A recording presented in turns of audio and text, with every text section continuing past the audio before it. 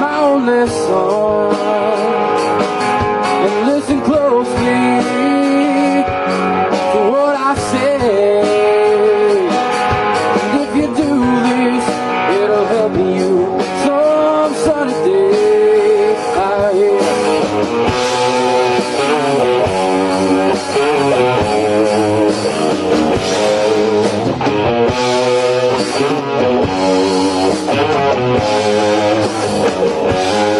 Oh, take your time, don't live too fast. Troubles will come, they will pass.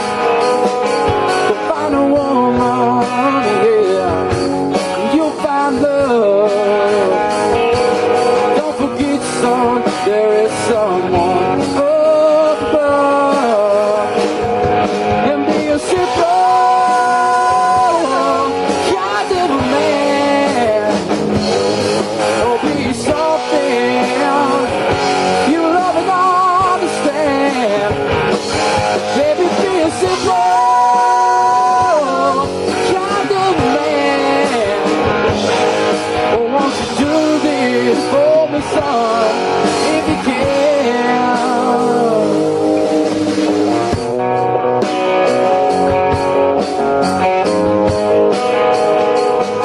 Forget your lust where the rich man's gold. All that you need, son, is in your soul. You can do this, oh baby, if you try. All that I want for you, my son, is to be satisfied and be a simple kind of man, or be something you love and understand. Baby, be a simple kind of man. Won't you do this for me, son, if you can? Oh, yes, I will.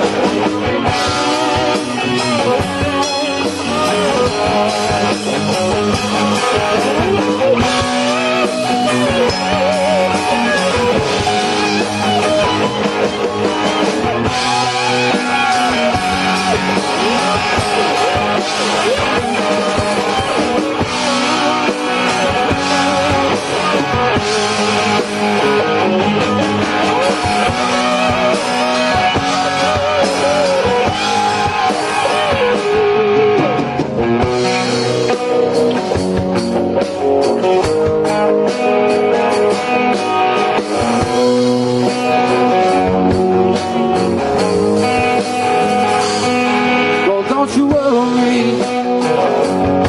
you'll find yourself. Follow your heart and nothing else. You can do this, oh baby, if you try. All that I want for you, my son, is to be satisfied and be a simple kind of man. Be something you love and understand. Baby, be a simple kind of man. Won't you do this for me, son, if you can? Yeah, simple, be a simple man. Be something you love and understand. Yeah, baby, be a simple man. Won't you do this for me, son, if you can?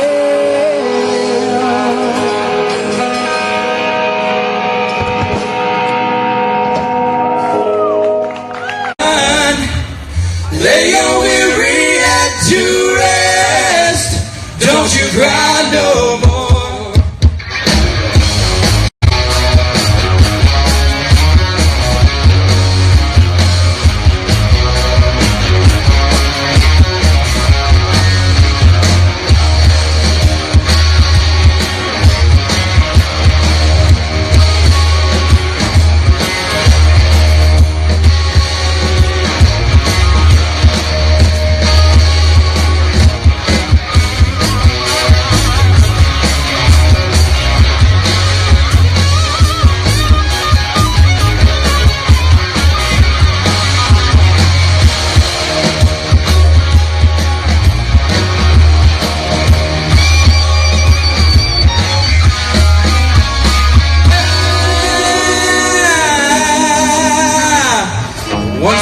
rose above the noise and confusion, just to get a glimpse beyond this illusion. I was soaring ever higher, but I flew too high. Though my eyes could see, I still was a blind man. Though my mind could think, I still was a madman. I hear voices when I'm dreaming. I can hear them say, carry on my wayward son. There'll be peace when you are done. Lay your weary head to rest.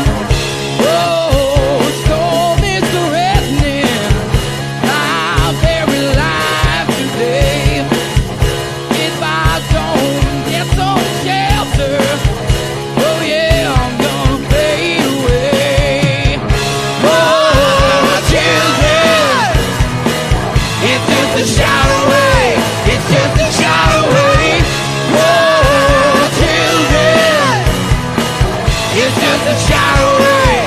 It's just a shot away.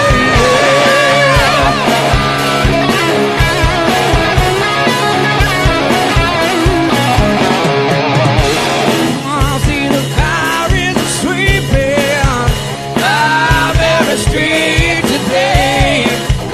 Billy Bob on a red coat carpet, mad blood lost his way. Oh, Jesus,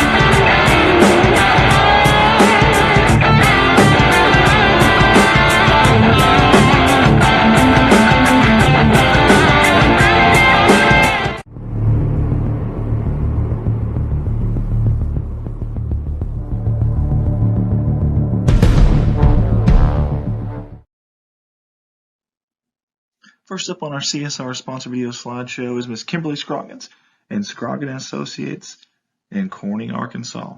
Tax and bookkeeping services, 20 plus years of experience, and Miss Kimberly is the owner operator there.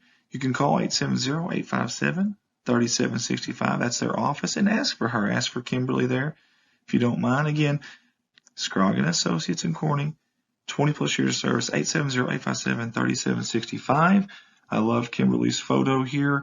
She's had this on here for a few years. Beautiful picture, very family oriented, and we sure are with you this year, Kimberly. We love you, and if there's anything we can do, please let us know. That's Kimberly Associates, 870-857-3765. She wants to wish the Bobcats the best of luck on this season.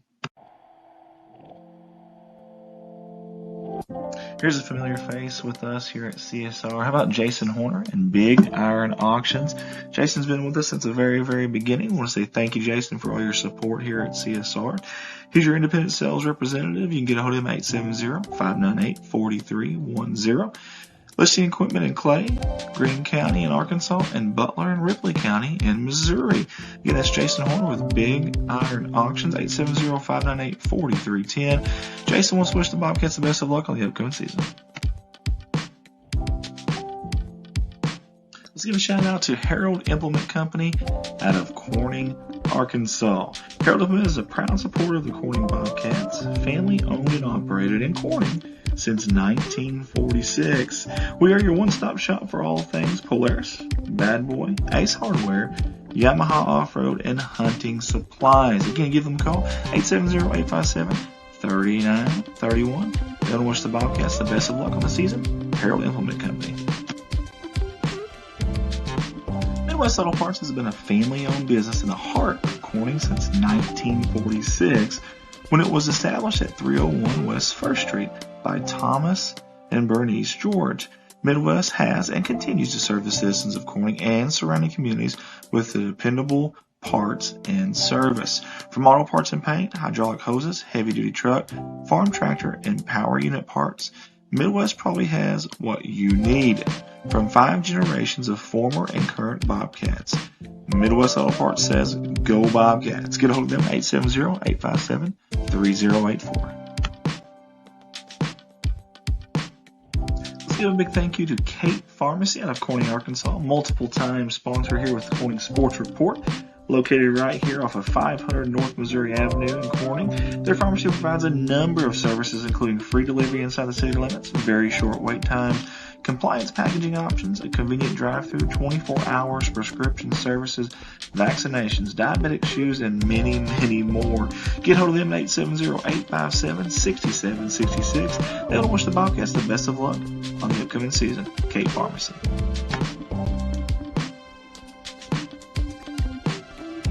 From all of us here at Corning Sports Report, we want to give a special shout out and a huge thank you to Miss Lisa Jett, Mr. Joe Jett, and the entire Jett family for being our primary sponsor this year at Corning Sports Report. These fine folks have done it all for the city, the high school, the athletic programs, and also us here at CSR. Always giving, always helping out in any way they can. We want to say thank you, and we're excited to watch those little ones grow up and future Bobcats. We cannot wait. Again, big thank you to Miss Lisa Jett and Joe Jett, the entire Jett family. They want to wish the Bobcats the best of luck on the season.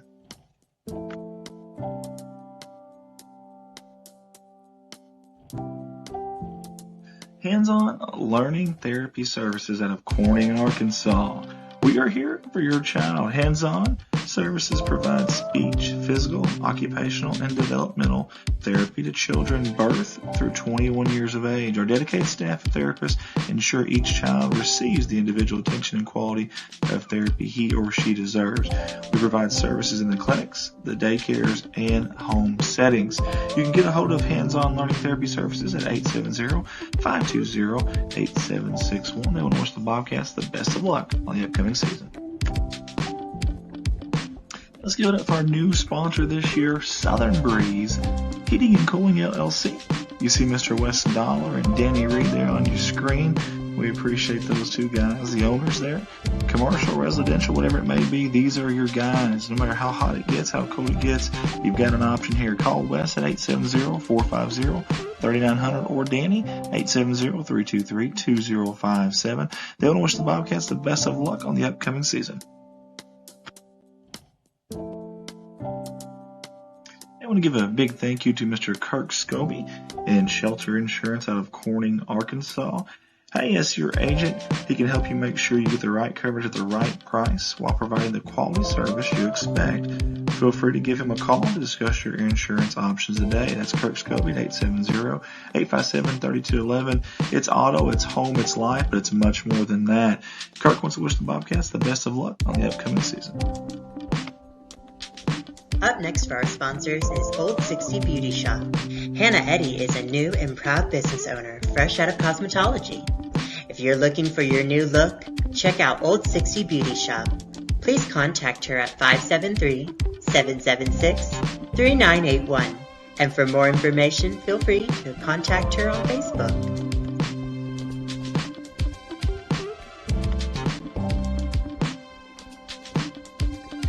Hello, my friend Matt Anders, a Corning High School alumni, and he's working with the Baker Implement Company now. They were established in 1938. How about that? They jumped on board with us here for the second year in a row. We sure appreciate Matt and all the fine folks there. Listen, 13 locations to serve you. Matt works there at Kennett, but they have 13 of them throughout Arkansas and Missouri. They're your local Case IH dealer. Get a hold of Matt and the fine folks there at Kennett at 573-888-4644. They want to wish the Bobcats the best of luck on the season. I want to give a shout out to Miss Lynn Masterson and everybody at Electric Beach, the Electric Beach in Corning, Arkansas. Electric Beach offers tanning, customization through vinyl screen print and sublimation, as well as many other items and several Bobcat items as well if you're looking for that. Again, they're right here in Corning, Arkansas, proud supporters of Corning Sports Report. Get a hold of them at 870-215-6783, and they want to wish the Bobcats the best of luck on the season.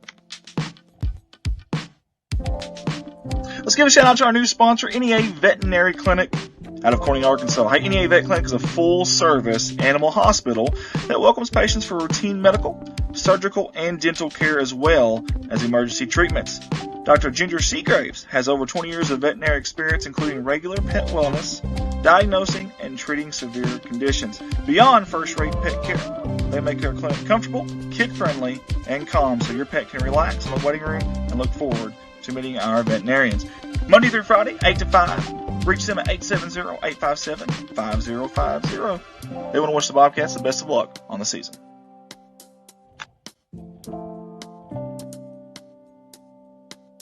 All of us at Corning Sports Report want to say thank you to Cindy and Matt Woolard and Woolard Flying Service out of Corning, Arkansas. You can get a hold of Woolard Flying Service at 870-857-3839. Of course, they're there at the airport, 108 Airport, Highway 980 in Corning. And Matt and Cindy, huge Hog fans, which we always love, but even bigger Corning Bobcat fans. We appreciate their support here at CSR, and we appreciate all they do for the city of Corning. They want to wish the Bobcats the best of luck. Next up on the CSR sponsor video slideshow, Red Taylor Ford out of Corning, Arkansas. Hey, they've been family owned and operated since 1977. How about that? Right there off of 2nd Street.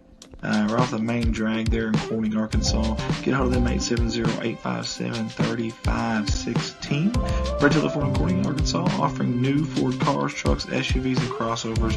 Visit them online at www.redtaylorford.com. They will wish the Bobcats the best of luck. A big shout out and thank you to Mr. Jared Lowe and all the fine folks there at Serenity Ridge Pet Crematory. This ain't their first time with us, and we certainly appreciate their repeat business and jumping on board with us. Fine folks there at Piggott, Arkansas. Serenity Ridge Pet Crematory is now offering pet cremation services through local veterinary clinics. Call your local vet to see if they offer our service. Several of them around here do.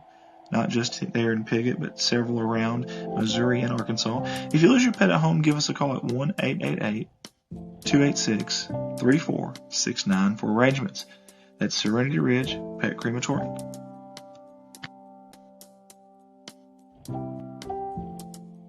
You'd be hard pressed to find bigger Bobcat fans than these two right here, Jim and Sandy Davis of JSD Cattle Ranch. I want to thank JSD Cattle Ranch for jumping on board with us again. Multiple years of support. We really appreciate them. They love us here at CSR, and we love them too.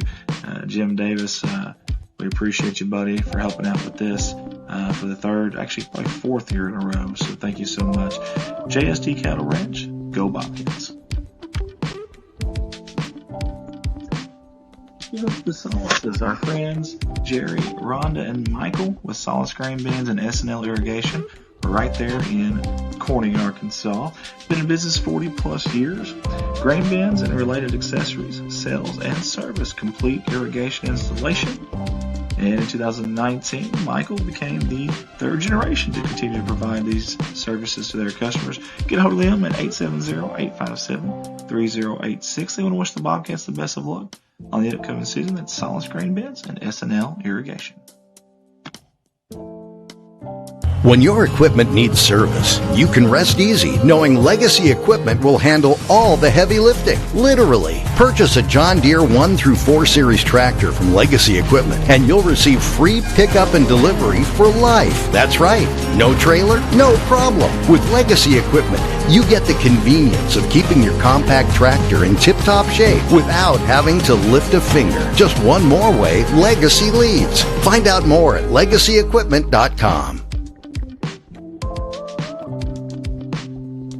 Guys, it's Andy Earls here at Baldwin Chevrolet, and when I'm not here giving you these CSR live streams live in person, I'm at my full-time job there at Baldwin Chevrolet, Poplar Bluff, Missouri, and we have 4 lots full of new and pre-owned inventory, and I'd love the opportunity to earn your business. The majority of the vehicles on those 4 lots are backed by a lifetime warranty at no charge to you. That's right, unlimited time, unlimited mileage. You can service it anywhere you'd like. A legit deal there, a lifetime warranty that covers your powertrain, engine, transmission, drivetrain assembly for as long as you own the vehicle. Get a hold of me at 501-413-9715 or come up to Poplar Bluff, Missouri and shop at one of the 4 lots here. Again, Andy Earls, Market of Excellence Award winner, Baldwin Chevrolet. Go Cats.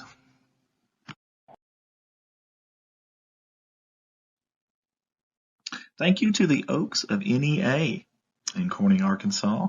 And a good friend of mine right there, a classmate of mine from the class of 2006 here at Corning High School, Miss Lisa Bass. The Oaks of NEA is a beautiful outdoor wedding and event venue with a new indoor downtown location. Get a hold of them at 870-631-2279. A 5-star company. You can find them downtown at 515 Southwest 2nd Street.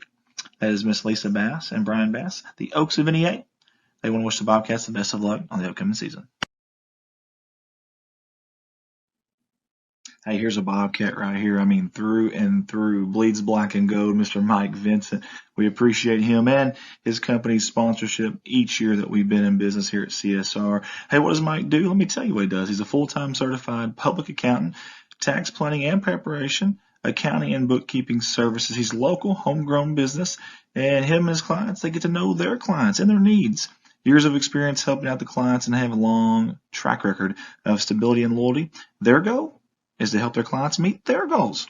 And Mr. Vincent wants to wish the Bobcats the best of luck on the year. Get a hold of them at 870-857-6221. And yet again, a new year and the same old faces here. Debbie and Bud Hill with Debbie Rose Massage there in downtown Corning, Arkansas. Miss Debbie's a licensed massage therapist. Hey, and that is her true passion, she says. But it's not just a massage place there. They also sell CBD products, and I mean a plethora of them, all kinds. Go see them at 413 Southwest 2nd Street in Corning, or call ahead 573-480-7819. And Debbie and Bud want to wish the Bobcats the best of luck. I give a shout out to my friends Jessica and Trent McKinney out of Corning, Arkansas with MCK Cattle Company. Before I spoke on behalf of them, just from what I know about them, now I can speak firsthand about this company because I have been getting some of that farm-raised beef, and man, it is absolutely delicious. Love it, extremely fresh. We do a lot of business with these folks, and we sure do appreciate them. That farm-raised beef we talked about, the cattle hauling, the custom hay, whatever it may be, get hold of MCK Cattle Company. They want to wish the Bobcats the best of luck. You can reach them at 870-323-3353. Nutrient Ag Solutions. Nutrient Ag offers a wide variety of services to help out their clients in the agricultural sector, and you can find them online at nutrientAgSolutions.com.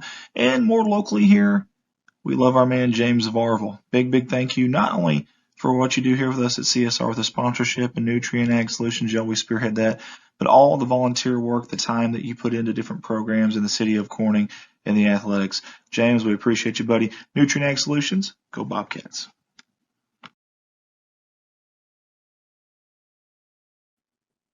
And another repeat sponsor here, Miss Carrie Russum Qureshi with Qureshi Law Firm and Wealth Management.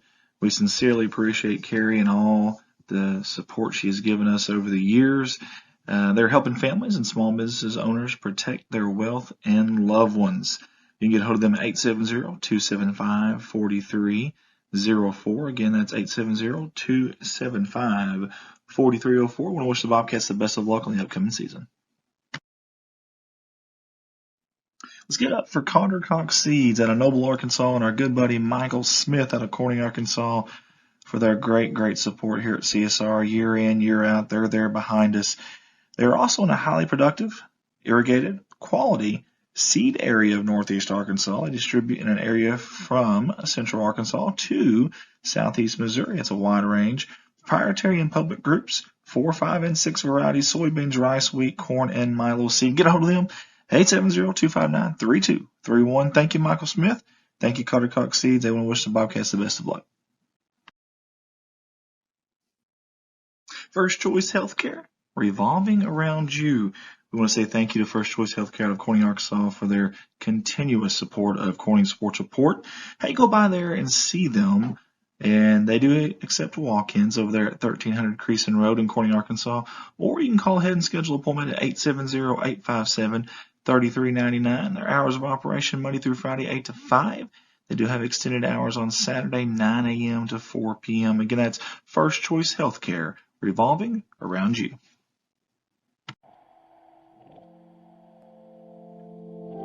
Let's get up for another Corning product here. Mike Townsend Farms, LLC, right there on the outskirts of Corning. You call, we haul. That's his slogan. And he hauls some heavy equipment, all kinds of different stuff. And if you're curious of what all he hauls, give him a call, 870-926-2119. We also want to wish him and future Miss Townsend there the best of luck and tell them congratulations on the engagement. That's Mike Townsend Farms, LLC. Go Bobcats. Next sponsor up, that would be B&B Well Drilling out of Peach Orchard, Arkansas. And the folks that own that, Mr. Brian Bass and Lisa Bass. Thank you so much, Brian. Good friend of mine and always been good to me, and I appreciate him. And good athlete back in the day as well.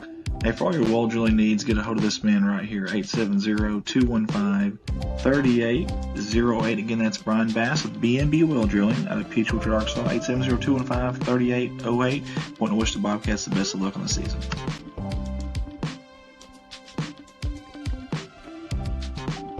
Hey, I want to give it up to the fine folks at Farm Bureau Insurance out of Corning, Arkansas. Thank you to Cliff, to Danielle, to Angie, all you guys. We really do appreciate y'all. Y'all been with us from day one, and that means an awful lot to us. Hey, Auto Home Live, they got it all there at Farm Bureau. Go find them at 2504 West Main Street, Corning, Arkansas. You can go see them from 8 a.m. to 4:30 p.m. 5 days a week. They're closed on the weekends. Or you can call ahead, 870-857-6788. That is Farm Bureau Insurance. Wishing the Bobcats the best of luck on the season. Corning Sports wants to say thank you to Miss Amy Jordan and Parkview Restaurant in Corning, Arkansas. Local family-owned restaurant that serves breakfast, lunch, and dinner. You can call ahead, you can dine in, or even go through the drive-thru window for pickup. Reach them at 870-857-6884, or go see them at 1615 West Main Street. That's right off the main drag there in Corning, Arkansas. Thank you, Miss Amy Jordan, for all you do for Corning Bobcat Athletics, the city of Corning, and also us here at CSR. Thank you to Goodman Drug Company out of Corning, Arkansas. yet again a CSR sponsor, and we sure do appreciate Miss Kathy Goodman, the owner-operator there. Hey, Goodman Drove Company, serving Clay County since 2011. They are more than just a pharmacy. They are a family. As a locally owned independent pharmacy, they are able to provide their patients with the personalized healthcare experience they deserve. Get hold of them, 870-857-0551. Miss Kathy and everyone at Goodman Drug wants to wish the Bobcats the best of luck on the season. We can't say thank you enough to these continued supporters of CSR, Miss Sheila Boschlicker and Boschlicker Brother Farms. They want to wish the Corning Bobcats, the boys and girls teams, the best of luck on the upcoming season. And we appreciate all that they do for our community, the school, and obviously us here at CSR. Again, thank you so much, Sheila, and thanks everyone at Boschlicker Brothers Farms. Go Cats.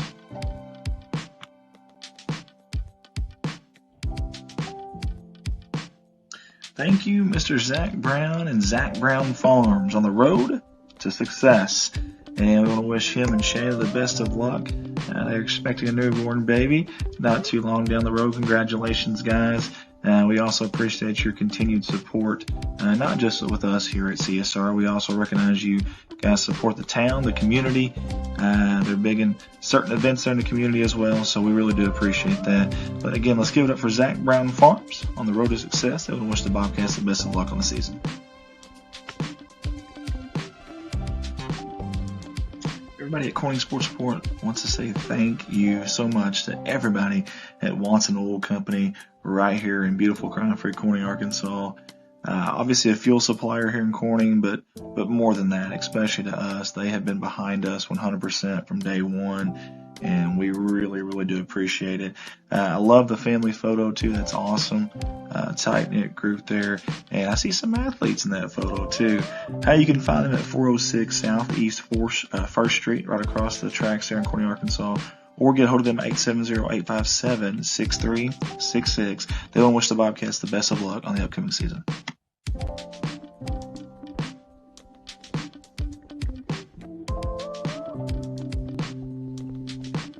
Next up on the sponsor slideshow is K-Ron Farms out of Success, Arkansas. Hey, you want some genuine people who genuinely care about Corning athletics and the Corning Bobcats? These folks right here, Keith and Rhonda Turner, we want to say thank you guys so much. Several years in a row now they have sponsored us out of Success, Arkansas, and we certainly do appreciate it. They want to wish the Bobcats the best of luck on the upcoming season.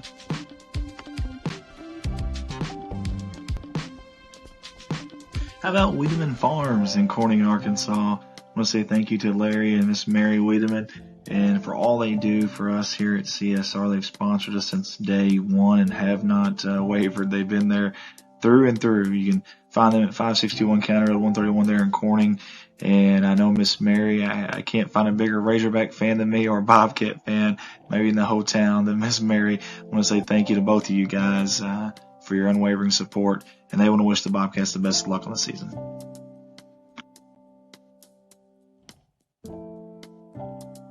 How about the Wiedemanns? That's right, Jeremy, Amanda, Jaden, and Kylie.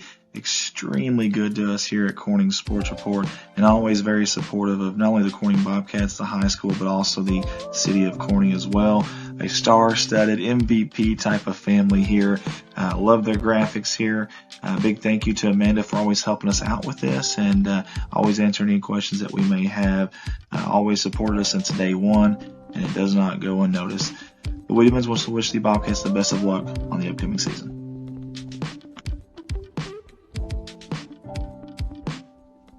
Hey, these folks are some big time Razorback fans. That's not the only reason why I love them, but they're also huge Corning Bobcat fans. Let's give it up for Woolard Farms. Nathan, Jennifer, Josie, Dylan, and Ashley. Thank you guys for all y'all do, not just for the city of Corning and, of course, Corning High School, Corning Bobcat Athletics, but also us here at CSR. You guys have been with us from the very, very beginning, and we really, really do appreciate you guys. That's Woolard Farms, and they want to say, go Cats. One of the most humble and smartest men that I know, Mr. John Seelig. I want to say thank you to him and his company, Civil Engineering Associates, that he works for there in Jonesboro, Arkansas, and also a branch in Poplar Bluff, Missouri as well. John's been great to us here at CSR. His company sponsors every year, and we can't say thank you enough. Hey, if you need to get a hold of them, though, 870-972-5316 out of Jonesboro, or maybe you're a little bit closer, maybe you're in the Boot Hill, you want to call the Poplar Bluff branch, 573-686-2488. That's Civil Engineering Associates. Want to wish the Bobcats the best of luck.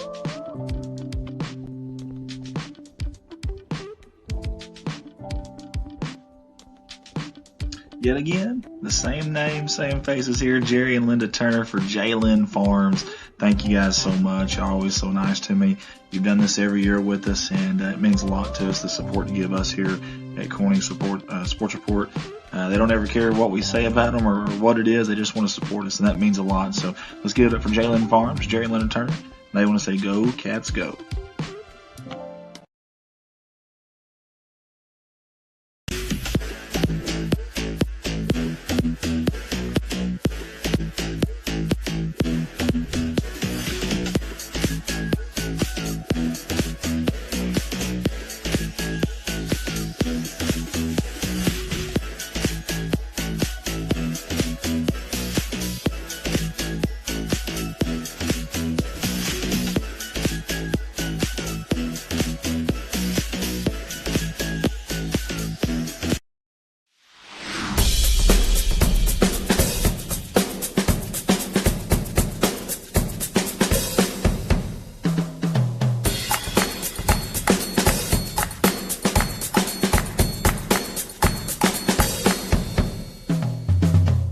You can't be everywhere at once, but we can be anywhere you are.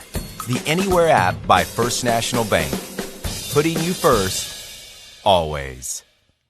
Clay County Connect is powered by Clay County Electric, bringing high-speed internet to rural communities in northeast Arkansas. We chose Clay County Connect for our internet service. Number one, it's fiber to the house.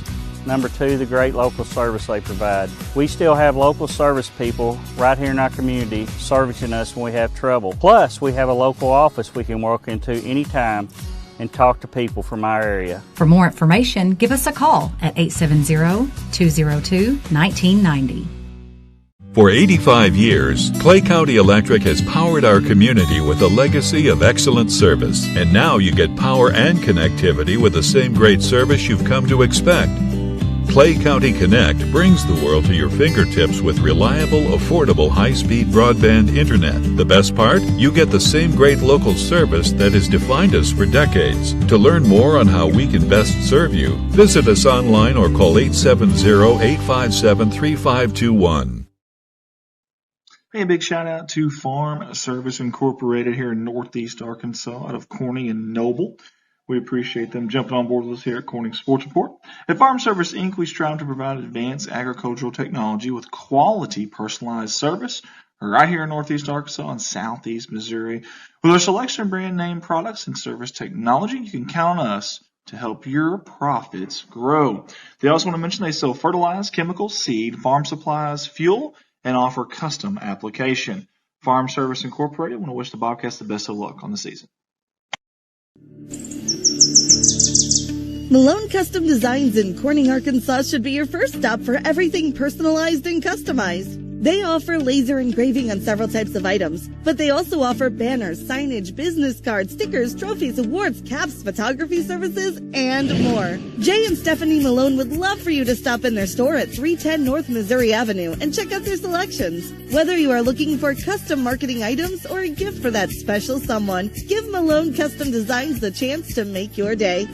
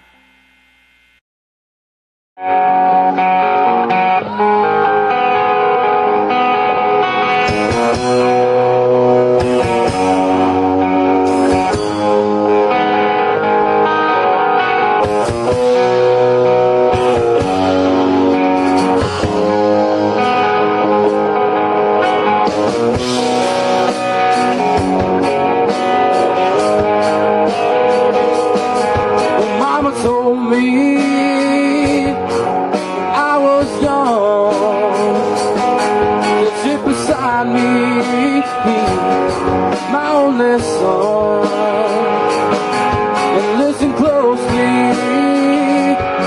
to what I say. And if you do this, it'll help you some sunny day.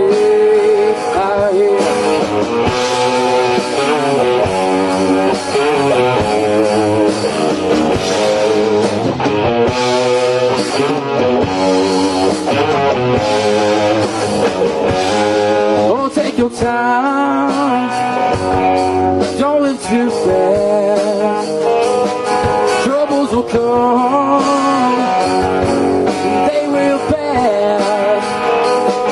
Go find a woman, yeah, you'll find love. Don't forget, son, there is someone above. And be a simple kind of a man, or be something you love and understand. Baby, be a simple kind of man. Oh, won't you do this for me, son, if you can?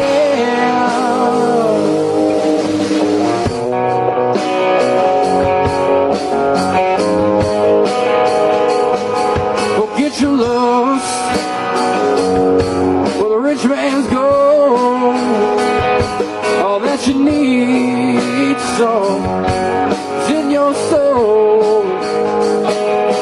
You can do this, oh baby, if you try. All that I want for you, my son, is to be satisfied and be a simple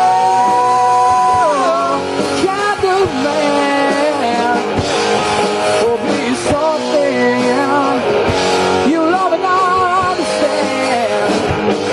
Baby, be a simple kind of man. Won't you do this for me, son, if you can? Oh, yes, I will.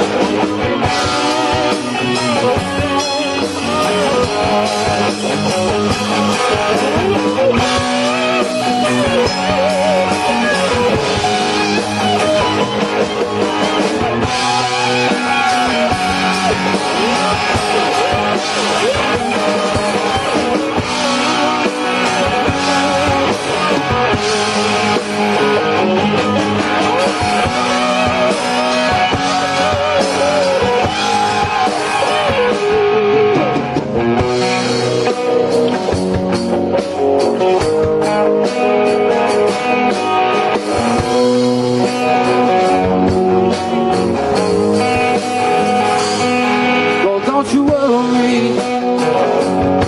you'll find yourself. Follow your heart and nothing else. You can do this, oh baby, if you try. All that I want for you, my son, is to be satisfied and be a simple kind of man. Be something you love and understand. Baby, be a simple kind of man. Won't you do this for me, son, if you can? Yeah, simple. Be a simple man. Be something you love and understand. Yeah, baby, be a simple man. Won't you do this for me, son, if you can?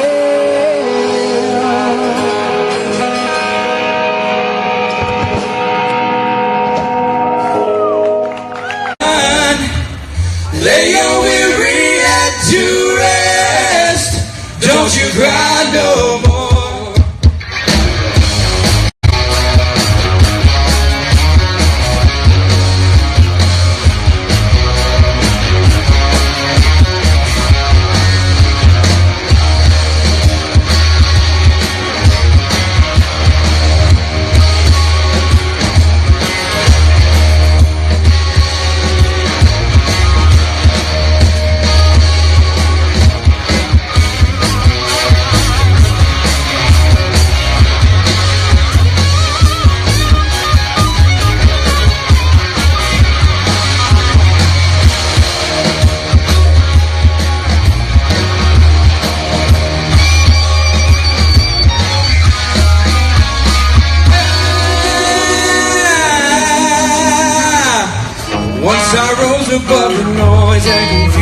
disillusion, just to get a glimpse beyond this illusion. I was soaring ever higher, but I flew too high. Though my eyes could see, I still was a blind man. Though my mind could think, I still was a madman. I hear voices when I'm dreaming. I can hear them say, every young man wayward son, there'll be peace when you are done. Lay your weary head to rest. Don't you cry no more.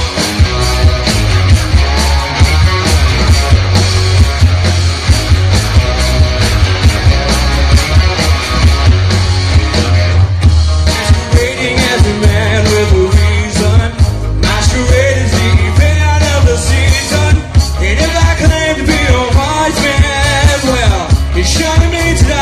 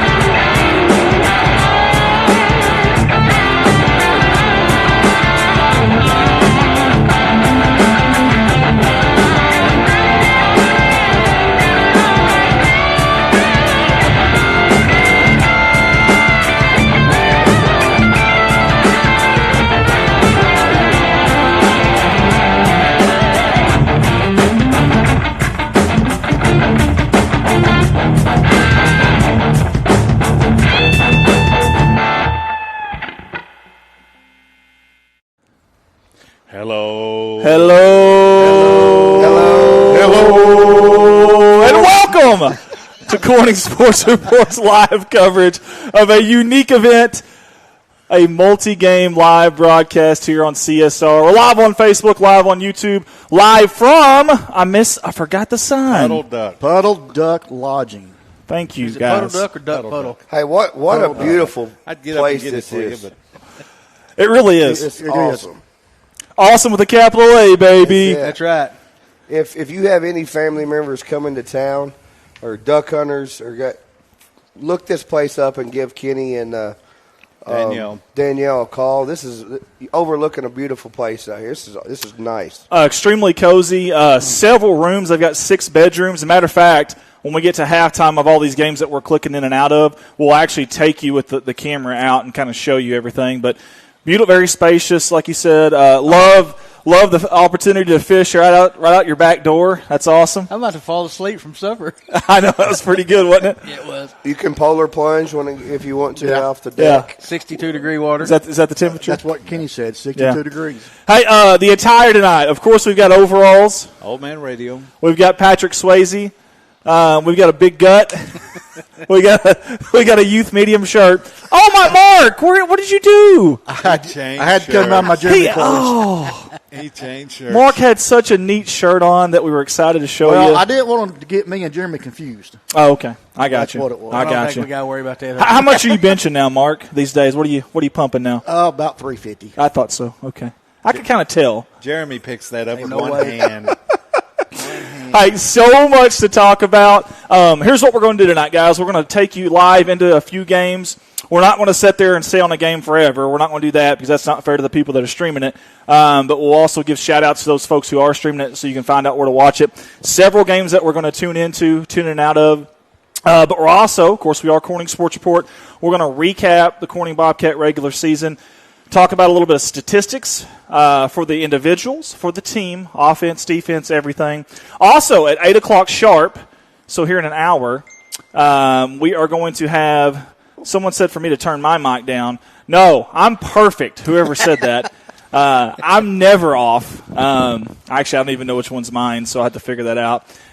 It's the one that you can't hear. It's the loud one. It's the one you can't hear yourself talking, Andy. Yeah, exactly. So maybe that'll help it there a little bit.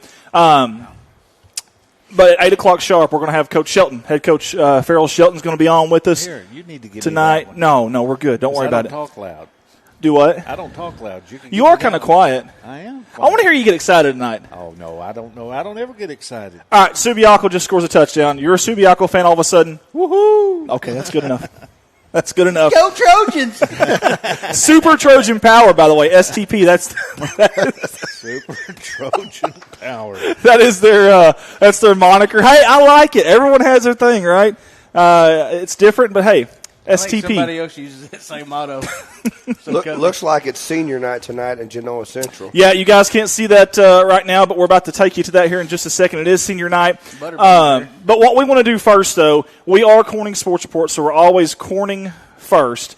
So we want to give you a little bit of tidbits here on our Bobcats. The first thing I want to go over is just some stuff that we've been looking at stats-wise, and we'll just throw one of these up here on the screen for you guys so y'all can see it with us. This is a Bobcats by the numbers. Overall this year, 5-3. And listen, that 5-3 is with a really tough schedule. Yes, very tough. I mean, very tough. It wasn't like, in typical 11-man seasons, I'll be honest with you, non-conference, you'd schedule a team or two maybe you thought you could get a win against. And the rest of them, conference, you couldn't control. They didn't do that this year. You would like to be like Georgia and Alabama do every year, and we could have played 3 School for the Blinds or something and got us 3 for sure wins. That's not what they did. Yeah. No, we go after the number 1 team in the state 2 times. Yeah. I mean, I don't understand it either. No. Crazy. And ICC, of course, they won it last year. We decided to play them. Cutter Morning Star has a kid that has thrown for like 70 billion, 11 million, whatever the total yardage is this year. A lot. Over 2,000 right now. Yeah, and you play them on the road. Kudos to the coaching staff for having the guts to go out and do that, especially in the first year in 8-man. So we really do appreciate that. Hey, on that one conference loss, let me ask you guys a question. We've talked about this amongst ourselves. Okay. How different do you think the outcome would have been in that game if Seth Smith would have been healthy and played that whole game?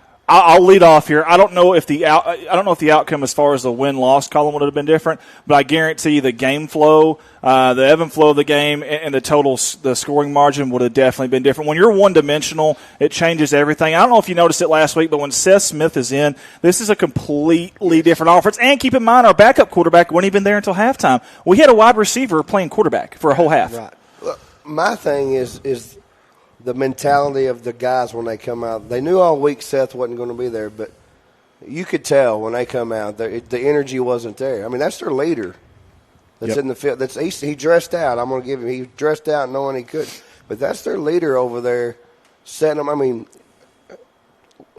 Seth to me this year has just went. If you watched him, man, he's always pulling people, getting them in the right spot. That's what a leader does. Right. So for him not on the field. It's big. Like he said, the end of the game, I don't know, but the whole game plan would have been different with 12 gauge out there. I'm like y'all. We might not have won, but it would have been totally different. You got, like you call him, the 12 gauge there, the guy that pulls the trigger. Yeah. And the guy there not to pull the trigger, it's kind of lost cause at times. I agree.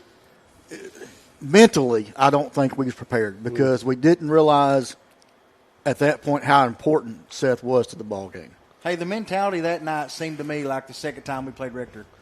That was a good point because sometimes the old saying, you don't know what you got till it's gone. Yeah. Was that the scrimmage game against Rector? now we've had it without him. We know what it's like not having him, and it's tough. The puzzle's not complete if you got a piece of it. You know what I'm saying? So that was our piece right there. These guys are used to him being in his spot. Well, whenever he come out, everybody had to change spots. And it didn't affect one spot. It affected the whole team. That's right. That is right. And then obviously 3-1 in conference. Obviously coming into this year, I'll be honest, I did not know anything about Rosebud. I did not know anything about Marshall. I knew a lot about Mountain View. I'd heard enough about them that I was kind of scared to death to even see them on film, much less play them. So Cedar Ridge didn't really know anything. So to go 3-1 this year, I thought was honestly great, and honestly very convincing wins too, I might add, in conference, and that is good enough. We got some people watching that's going to be asking about tiebreakers and things, and we will get into that. I actually have a graphic for that too here in just a little bit. We'll get to that, I promise. But right now, let's go over this. Here's a crazy statistic. Rich, I don't know if you can read that first statistic there, but I'm not that blind. Nine different Bobcats have scored a touchdown this season. Rich, you've been doing PA at Corning for 26 years. Could you ever remember a year that many different people scored a touchdown? Not since I have been doing it. No. That's wild. Nine touchdown. Nine different players. Is that offensive touchdown? Offensive and defensive. Okay, because I'm saying we've had several on defense this year. Yeah, unbelievable stuff, man. What is that stat, Andy? How many defensive touchdowns we had this year? We've got actually it's coming up after we got offense first. After this, then we'll go defense. Yeah, we got that coming up. I want one question from the viewers at home. Is it me or is Andy's mic still really loud? It may be, and it could be that I'm just loud. That is very, very, very possible. That would not surprise me at all. Did you ever figure out which number you are there, Andy? No, I'm trying to figure that out right now, baby. You start muting them and we'll tell I you when will we tell don't you. hear you. Yeah, that's right. That's right. The biggest margin of victory, average margin of victory since at least 2007, and I just haven't went back further than that. That's the only reason why I have 2007 there. Guys, we are unbelievable right now with our offense and defense combined to where the average margin of victory is that big. It is just ridiculously big. Wow. Bigger than Bart's stomach. We talked about it when we were eating just now. We've pulled a lot of these guys out at halftime, and so the stats that you hear from these kids later that we go over, they're half game stats. About 90% of them, 95% of them have only played about a half a game, and it's just amazing the numbers they've been able to put up. I'm glad you said that. You mentioned halftime, so let's talk about the coaching staff and how prepared they are every single game. So the halftime scores this year, only 8 games, keep that in mind, 8 games. The halftime score right now for Corning and their opponents through 8 games,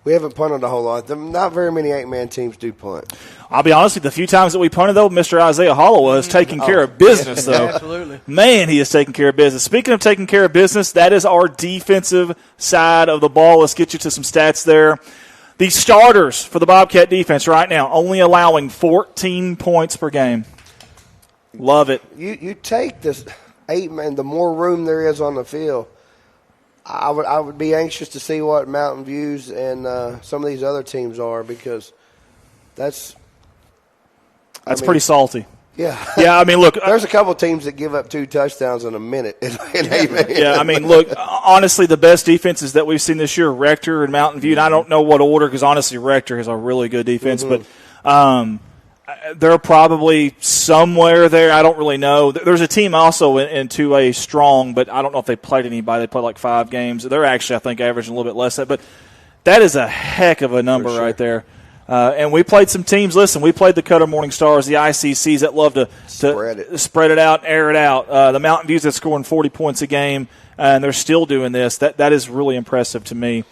This one is wild. This may be the craziest stat of every stat that we have. 9 different Bobcats have recorded a sack, and we almost had number 10. Ty Price came really, really, really close to get number 10. He caused the pick. Yeah. Well, he'd only been on a senior high team about 2 minutes when he got in and got that play. You know, he was a freshman until this game. So. But you look at him, and there was others. Dotson, and then I can't remember who was the other one. Oh, Rayford went in. For those freshmen that got moved up, you know, they come in and showed, hey, we're going to be good next year too. Hey, the lights were not too bright for them. No. They really weren't. I mean, they looked really good, did the freshmen Friday night, and kudos to Coach for getting them in there too. Speaking of Coach, we got Miss Monica Lynn on. Hi, Miss Monica. Hope you're doing well tonight.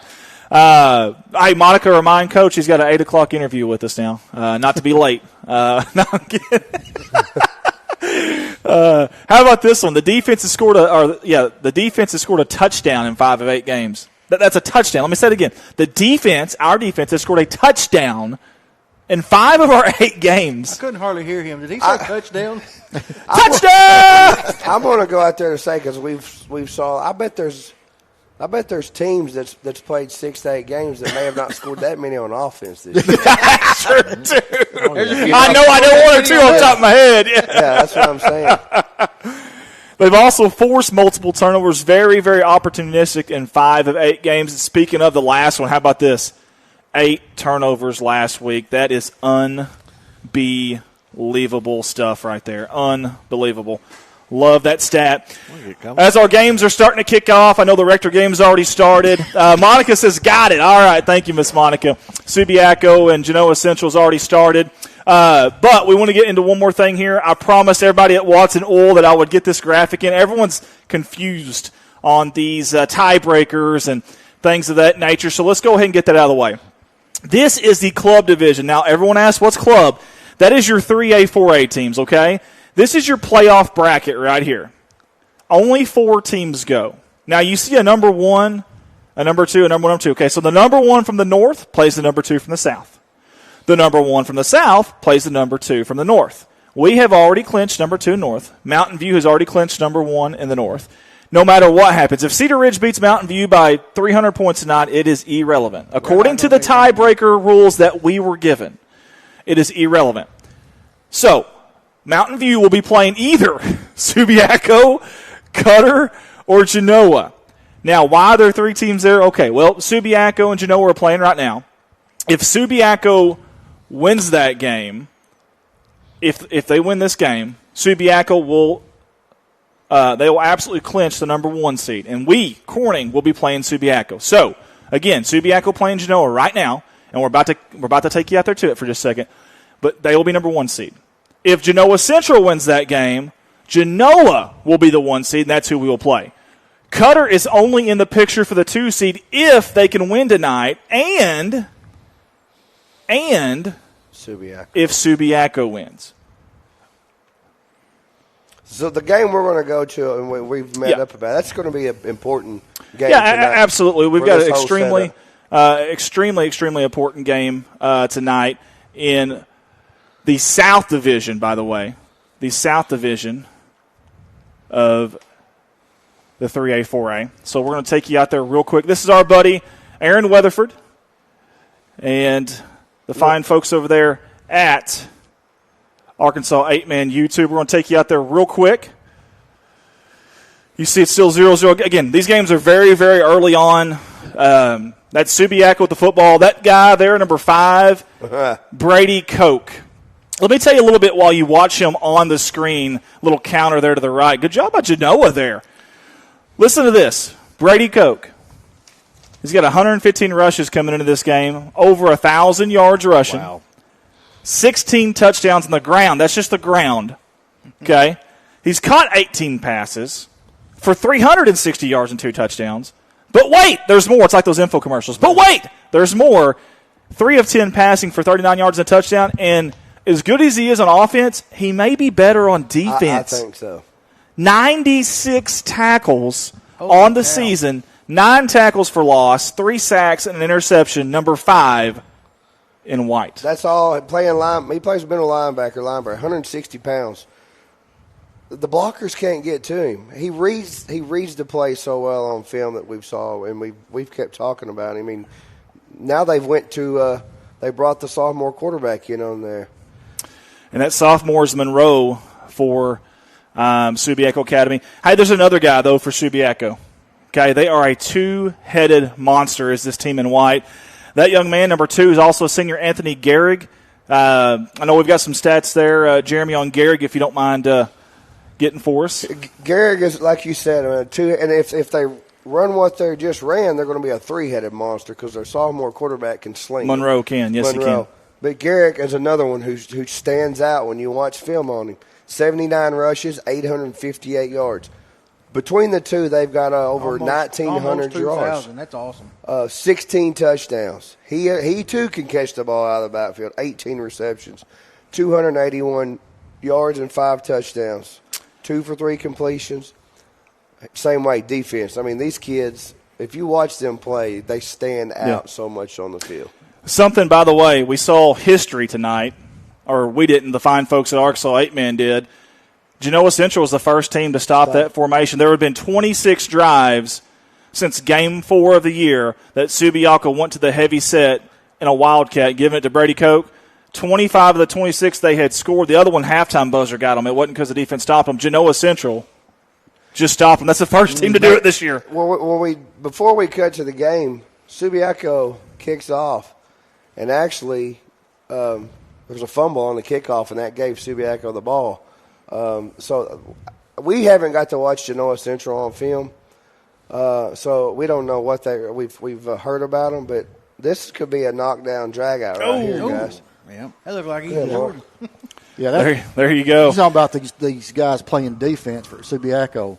Man, that is a threat right there in itself. Yeah. No matter the way they do anything on offense or not, their defense, the tackles, the sacks, interceptions. Yeah. The guy in the film, Koch, reads the ball so quick, like the lineman can't get out to him. He's already gone to where the ball's at by the time they try to get out and block this kid. I mean, he is so fast. He's like a cat on the field moving around. And what's crazy is Gehrig is actually, if you go by touches, Gehrig is actually averaging more yards than he is. Mm-hmm. That's wild. You can't focus on one. No, sir. We're gonna go in there and stop Koch. No. Well, if you do, Gehrig's gonna put it to you. If you vice versa. Elaborate on what they did their offense this year, Andy. Yeah, so Genoa Central started the season. They were spreading it out, kind of like the ICCs that we see, kind of like Cutter Morning Star. Not necessarily giving up on the run, but really airing it out there. A very multiple offense. Maybe it would bring in a wing back, a tight end every once in a while, but a lot of times you've seen 3 or 4 wide. And since Game 4, the Marshall game, it is 2 tight ends, it is 2 up backs, and it is a Wildcat. The most players you can have blocking inside the box, they've got them. And that's what they've been doing. And up until that last drive for for Subiaco, they had scored on every single drive in those 4 games, 25. Which is just that's crazy. I want you to see how many guys that are 3 yards off the ball on defense. All 8 guys are within 3 yards of the ball for Genoa. And Genoa Central, again, way down there in southwest Arkansas, Texarkana. Subiaco is also a long drive on the other side of Russellville, kind of close to Paris. If you know where Mount Magazine is, you know where Subiaco is. A long way away. You leaving at 4:30 a.m., Mandy? I will be leaving at 3 in the morning, the witching hours, to get there in time for that game. Hey, at least we don't play till 7. We ain't got to be there super early like normal. That is very true. That is a very, very good point. Guys, we also have some more games going on. We have Mountain View, the Yellow Jackets, your number 1 team in the North, 7-0 on the season.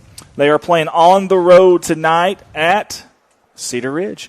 Cedar Ridge can tie it up. They can definitely do that. You see the game right there on the NFHS network. They can definitely tie it up, a 3-way tie. Do they have pink jerseys on? Jeremy, there's that hot box we was in.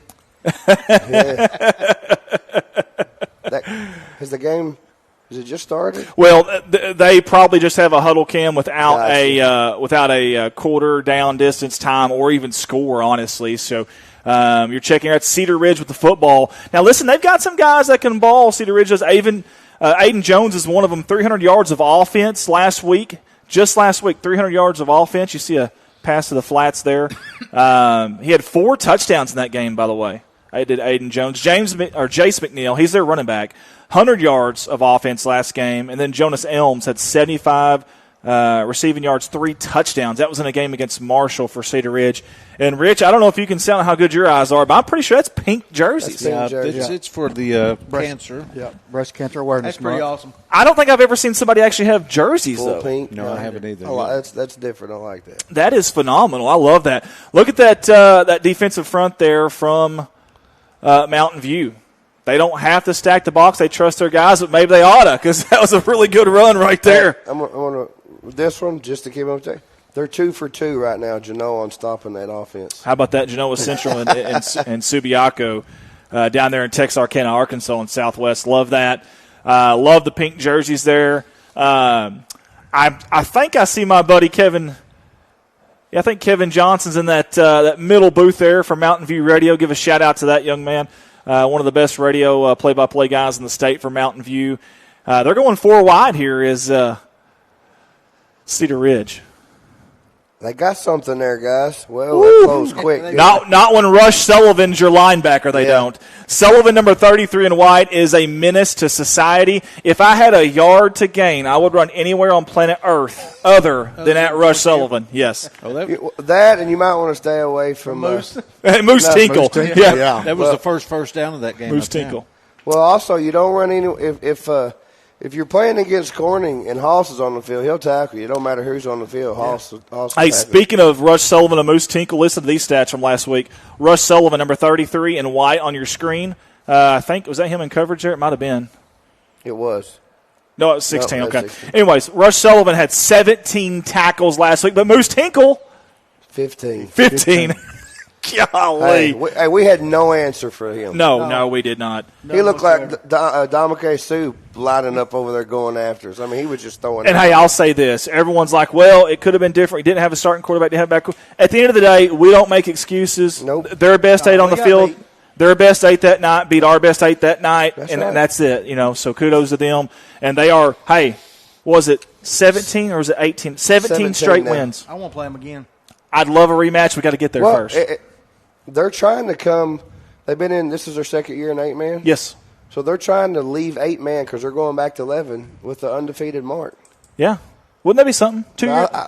2 years in a row. I want Corning to have a say in that one more time. One more time. Yeah, one more time. In fact, not only an undefeated mark, but a very dominating way. So their closest game this year at Subiaco Academy, they won it by 14. That's their closest game this year. Since you said that Subiaco turned the ball over 3 times that I know of in crucial situations. And had a really silly penalty late and had a punt that was bobbled. Ended up getting sacked back there, and Mountain View had great field. So easily could have been a different game. Yep. You see a timeout there in Cedar Ridge. We'll bring you back up here. Several games to tune into tonight.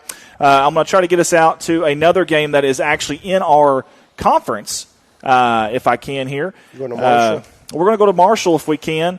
If we can find some Marshall football. My good buddy Blaze is over there. Marshall at the Marshall Sports Network, I do believe is what it's called. He told me that they would be live tonight and that they would be giving us a shout-out. They do a good job at Marshall. Again, if you want to watch this game, now this game is important for a couple of reasons. We're going to take you out there right now. Again, this is the Marshall Sports Network on YouTube is where you can find this game. Hey, look at this. We got a good game early on here. 8-7 early on. Now the winner of this game here stays out of the cellar on the North Division. And they also get to play in the consolation game, which is something we've not heard of before. Well, wow, what a big pass. fan of it personally. Well, here's why I am a fan of it. Now, initially, I didn't like it. I really didn't. I'll be honest with you, I didn't like it. Here's why I'm a fan of it. You give your seniors one more opportunity, maybe two. But you're freshmen, too. And on top of that, back in, Jeremy, you're right. Now your freshman, your sophomore get an extra week or two of practice. Keep in mind, 8-man, you only usually play about 8 regular season games. 11-man was 10. You're making up those games with that consolation. So I think this is a crucial game because Marshall especially, they've got a really good young core coming up. It would be huge for them to get another week or two of practice and get to play in this system with a coach. Yeah, we saw their freshman quarterback come over here. Oh, he was unstoppable. Oh, you're talking about Rosebud, Maddox Smith. Speaking of Maddox Smith, since Jeremy brought him up, he's number 1. He'll be number 1 in red down there. You see him down there in the huddle. Maddox Smith is just a freshman. In the game against us, he had a 24-yard touchdown run. He had a touchdown reception, and he had a 2-point conversion pass. So he caught one, he ran one, he threw one in the end zone last week against Corning. That's pretty good for a freshman. Yeah. And he took, let me tell you what, he took some licks. He did. Yes, he did. Yes. Oh, From my the Cox gosh, boys. are you kidding me? That dude. And he come up, and there was a couple of times he took him a minute to get up. But what I liked about it, he never quit. You dang he right. He come out there and played all 4 quarters. You knowing he was sore the next day. The kid. He had to have been. He had to have been. Run. Yeah, Genoa Central right now is. They may have fumbled. They They completed like 5 passes in this. They are moving the ball against Subiaco Academy right now. Again, we're on the Marshall game right now, though. Marshall Rosebud. And it's a close one here. Marshall had a quarterback, their junior high team. Remember they come to Corning? Yes. He's about 6'2" or 3 and could sling it. About 50 He yards. could absolutely air it out. So he's going to come up for those guys. I mean, some of these schools that we've played that took some loss this year have got really good junior high teams come up. Cutter's another team that's got a good junior high They do Cutter team. very good junior high. Hey, I want to talk about this quarterback here for Rosebud real quick, Bryce Walls. This kid last week had a 45-yard touchdown run, had a 2-point conversion run, and a touchdown pass, and he ran for his life all night. That number 5. What a play right there. Are you kidding me? Hey, I'm going to give you another one that stood out. Watch this. I can actually Go ahead. replay that you video. can do that? Watch this. Wow. So for Rosebud, Bryce Walls, like you said, running for his life, he just threw that touchdown. Unbelievable. Played defense, too. Jacob Cox. He put the smack down on God. He had enough, and after halftime kickoff, Walls come down and lit Mr. Cox up on a kickoff return. He said, "You're going to pick me off 4 times. I'm going to get you. I'm going to get you." Hey, this is a big 2-point conversion right here. If you assume this is going to be a close game, every 2-point conversion is key, and he is running for his life right now. Scrambling, yeah. Hey, he's still alive. How did he? They got it! Unbelievable! Let's watch the replay. Wow. I know the camera, we didn't, over at Marshall Net, we didn't get it, but. Bart White's on the camera at Marshall tonight. They do a great job over there, and they're like us when they're watching. They get excited, they kind of get into it, and before you know it, when did we get excited, Andy? Never. Hey, I was filming at Mountain View, and a big run happened. I forgot to move the camera with the run too. Man. Hey, we've all done that. I've done that. We've all done that. I've done that. I promise you, I've done that before. Basketball's the worst for me. Rich has done it. I've done it in basketball. I know Mark has done it. That day me and you was doing that game, you was commentating, I was running the camera, I looked over and you were waving me down. hey, Andy, while we're on the Marshall, I want to say one more shout out to Rayson Dunnigan. His dad's the head coach there, right? Yes, he is. And Rayson was a senior. He had the opportunity, if he wanted to, from what I heard, to stay at Mountain View. Yes. Finish his senior year up. Think about it. He could have stayed. They won the state championship last year, coming back strong this year. He decided to go with his dad to get this program back up on its feet.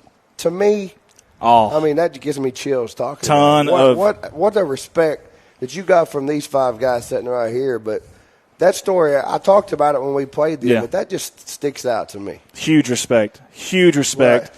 Speaking of respect, the team on the other side of the field right here in white, ton of respect for them. Now, the scoreboard there at Midland is not being updated, but it is 22-0 right now. And I think it's the end of the first quarter as well. Yeah, see the chain gangs moving to the other side of the field. 22-0 in favor of Rector right now. These guys are firing on all cylinders. Yes, they are. It's man, they have got something going. I can't see them getting beat, Andy. Well, let me tell you this. You're talking about a V8 team playing a V6. You know, they got them extra 2 cylinders to keep it going. That's pretty good, Mark. Now on the South in Sanction, Strong's tough. Strong's tough. They're tough. Yeah, they are. Hey, speaking of Rector, of course they were state runners up last year, but listen to this. They've won 11 of their last 12 games. I'm sorry. 11 of their last 12 games. That is unbelievable. Yeah. They've got a huge point differential there. So they're averaging 43 points per game, this team in white on your screen. They're only giving up 10. Let me say it again, 10. Of those 10, because we didn't dig that deep into their stat, how many of them do you think are scored on that first team? Oh, man, honestly, you know what I mean? probably half. Yeah. You know, it's probably 5 points a game. They go to the ball, man. And speaking of, we're watching them, but look at Midland. A good run here to the near side. That's a first down and more. Hit. That was pretty late right there. Yes, it was. He was already out of bounds. And I can't see – I don't have jersey numbers for Midland, but I know this. That was probably Caden Terrell, and let me tell you why. Last week against Cedar Ridge, by the way, a team we're familiar with, 6 rushes, only 6 carries for 102 yards for Midland. 6 carries, 102 yards, and 2 touchdowns. He broke a 45-yarder and a 48-yarder against Cedar Ridge. That's taking care of business when you get the opportunity right there. Yeah. 6 rushes. Also, Chase Rasco for Midland. Don't know what number he is, but 13 rushes for 111 yards and a touchdown. One of those was a 45-yarder. Again, they are down 22-0. I know the scoreboard doesn't show. Oh, look at this little trickeration. Near side, broke a tackle. He's still going. Genoa scored. Touchdown. And your Genoa Central Dragons have just scored as well. And what we're going to try to do, split screen it. Well, we can, but I'm gonna put a little scoreboard up here. Believe it or not, in the far corner, just so we can keep up with. It's amazing somebody with an iPhone 4 knows how to do all this stuff. Yeah. the reason we keep going back to the Subiaco Academy in Genoa. This determines where we go, guys. So this is really, really important. He run they're going to go up 8-0 right now. Genoa Central scores. They've held the Trojans now on 2 offensive opportunities. They've held them, Bart. And hey, they probably passed 70% of the time on that drive. You don't see them. Well, remember, they're on the road too. They're at Genoa Central. Right. That's big too. And guys, this is the first time that I'm aware of. I know we're still on the Midland and Rector game here, but this is the first time that I'm aware of this year that Subiaco, or since they changed offenses this year, so game 4 that they have trailed. They have not, I don't think, in any game until now. Now we're going to see what the deals. You get behind. The team plays different when they're ahead.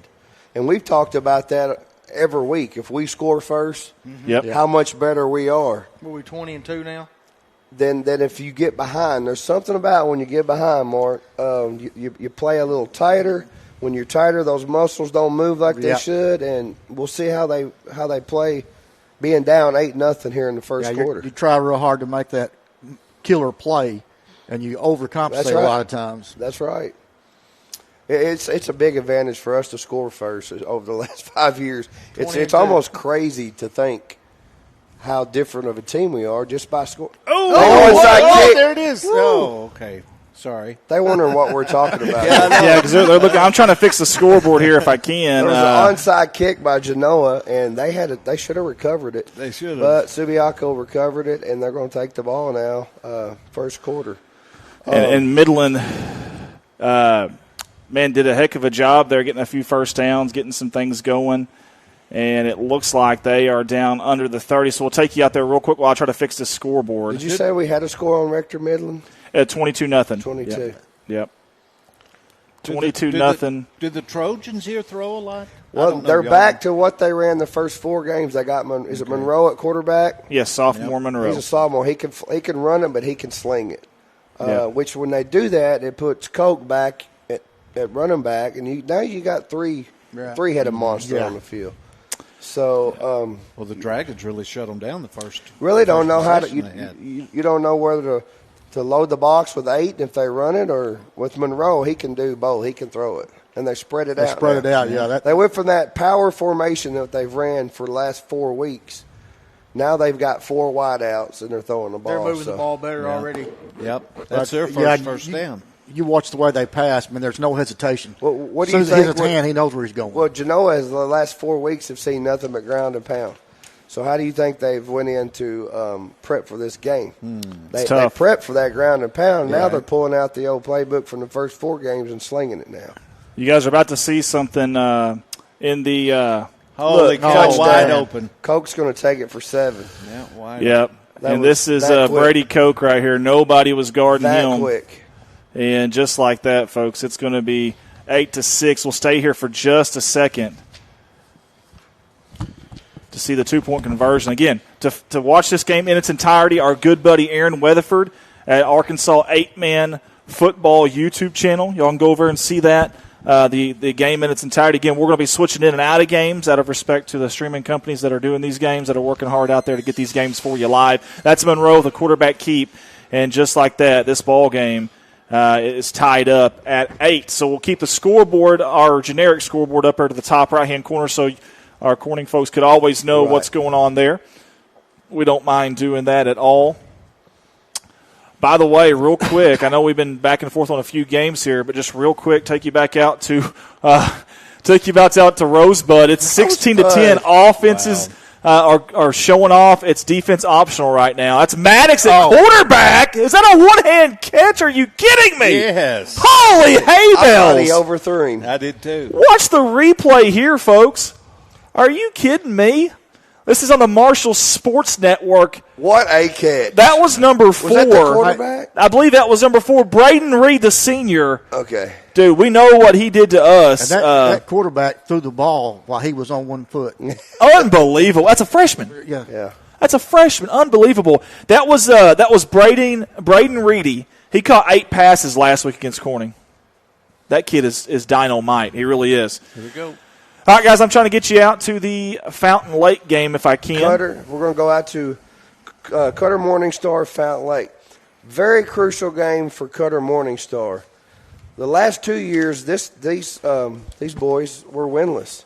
Yeah. They come in this year, and, man, they've played some ball.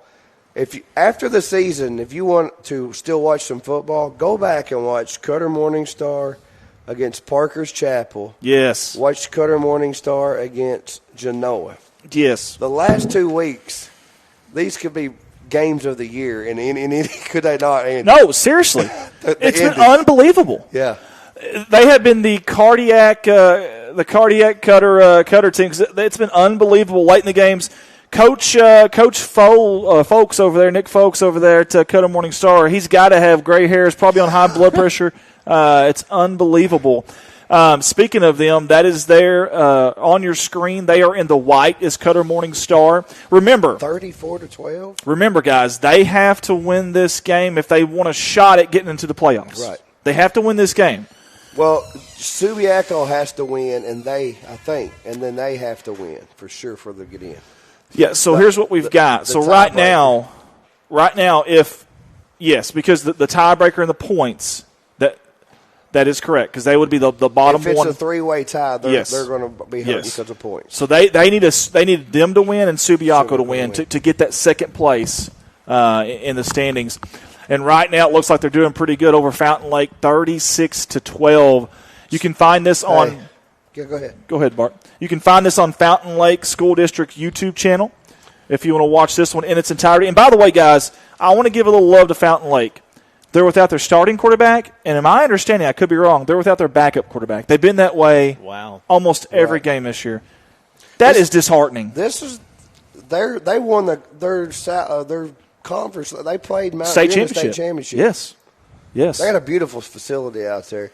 While we're on Cutter real quick, I want to throw these stats out there. Yes, please do so. Peyton Mills, we played him. Great athlete, footwork for a quarterback. Anyways, 126 of 230 right now. Coming in this game, 2,030 yards, 27 TDs, and 5 interceptions. That ain't it. 64 rushes. But wait, there's more.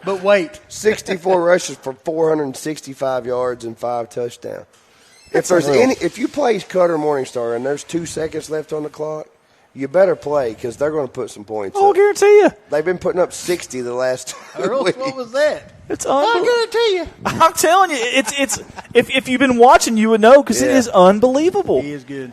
If I was a Cutter Morningstar fan, I would probably had a heart attack in the last 2 weeks. Can you imagine the joy those kids have right now? Well, right now I think they're 5-3, aren't they? They are 5-2 right now. Is what I've got. So we beat them in Subiaco That's put it. a good beating on them. They did. Subiaco did put a good beating on them. 640-something yards rushing on them. Yes. But since then, they've come back and won Bingo. 2 games. Yeah. They could have folded 10, and no way. So Coach has done a great job of flipping this. And there's something about being in close games that means something because if you do get in the playoffs, if they're able to get in the playoffs, great run right there by Fountain Lake. If they're able to get in the playoffs, a lot of times your playoff games are close games. They've got that experience For sure. They were in a close game with us. Yes. I mean, fourth quarter was a 1 possession. 3.5 minutes left before we went up by 12.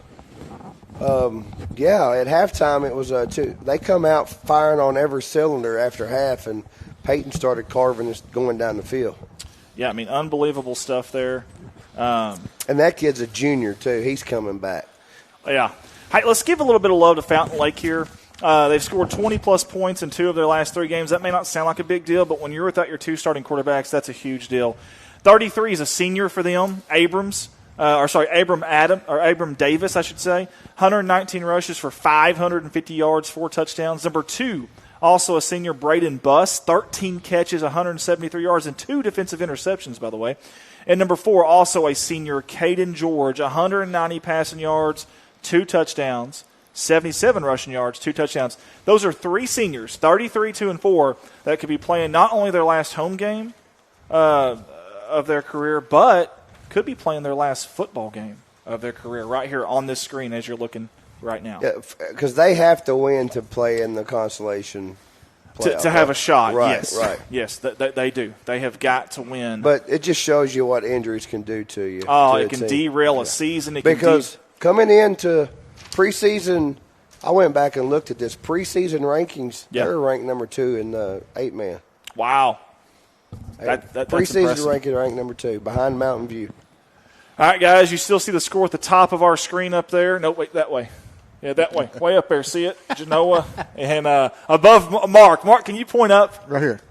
Right there. Hey, yeah, Mark. second quarter action over there. Hey, Mark can be a funny guy when he wants to. He certainly can. When I have to be. Hey, I'm going to give him a shout-out real quick. He cooked some good steaks and baked potatoes Oh, tonight. my gosh. Are you kidding me? Yes, he did. It was dynamite. That should have been a flag. That was a And pass thank you, interference. Charlotte Manson, for making the cherry pie. It was delicious. Yes, it was. Yeah. All right, guys. We have talked a lot about 8-man football tonight, which is great. Love talking about 8-man football. Nothing wrong with that. But let's take you out. Wasn't long ago, we were in Conference 3A3 and 11-man. Let's take you out to a huge game in Conference 3A3. This is Seminole Nation, on YouTube. Seminole Nation, our good friend Michael Eflin over at Seminole Nation does a great job. Really good job. This is Seminole Nation and OCO in the white, Walnut Ridge in the orange. At Walnut Ridge. At Walnut Ridge. This is a big game. Listen, OCO is 2-0 in conference, so is Walnut Ridge. This is for playoff seeding and positioning right here. Stat that if you haven't been watching 11-man because we went to 8, Osceola started the season 0 for 5. 0 for 5. Would you ever thought No. somebody would have No. told you Osceola was going to? No, way, sir. Dude, never. No way. No. Never would have thought that. And Never. another impressive thing, Walnut Ridge, I think, is number 5 in the state right now, rankings 5 or 6. That graduated 2 guys that went over 1,000 yards each rushing last year. Yeah. But that O-line is back. That O-line is back. Experienced O-line. And listen, they're leading players right now as far as if you look at stats are all underclassmen right now. So you've got a junior, Enrique Perez, has 820 rushing yards. That's number 6 for Walnut Ridge. Sophomore, Jersey Cunningham, 609 rushing yards with 7 touchdowns. And then their guy on defense, see number 16 there in the middle? Y'all see the young man in orange right there? That guy has a great name, Gunner. Love it. Fellemeyer, 82 tackles on the season, guys. 82 tackles and a sack for Gunner, number 16, big-time stuff. That's in 7 games. Yeah, both of that's those right. teams are 2-0 in conference also. Yes, big game there for sure. Y'all can watch that on Seminole Nation, or we've got some more friends out there. Memphis Moore, I do believe, and our friends at on Bobcat Campus on YouTube as well for Walnut Ridge. Let's see if they're live tonight. I think they are. Let's give them a quick shout-out and some love real quick. So our friend Memphis Moore and company over there at Bobcat Campus, they've got the Walnut Ridge home stream of that. What? Can you see the score on there? That one right there looks different than that looks like 16-6. Yeah. That's what I was thinking. So I guess Walnut Ridge is up. That says home. Yeah, 16-6 in favor of Walnut Ridge. Speaking of Walnut Ridge, real quick, one of the best press boxes we've ever got to go and call a game. Absolutely. Without a doubt. Yeah. Without a doubt. On top of the press box and, with the covered top on it. Yeah, and a beautiful 35 by 40 speaker right to the left of you. And I tell you what, we thoroughly enjoyed our time. Hey, it sounds kind of like how loud you are right now. Okay, very good. The reason we picked that game, that's the conference we were in. Walnut Ridge actually last year wasn't in. They came back into the conference this year. Yep. All right, guys, we've got several games to get back to, a lot of stuff going on. We've also got a phone interview with Coach Shelton that's coming up really soon, guys. So 9 minutes. Here's what we want to do. We want to give these guys some breaks, give everybody a break at home as well, to go get you a tall glass of whole milk, and whatever else you may have there. Get comfy. And we're going to come back in, let's say 5 minutes. We'll come back in about 5 minutes. So we're going to give our sponsors some love, guys. You're watching our multi-game broadcast live on CS.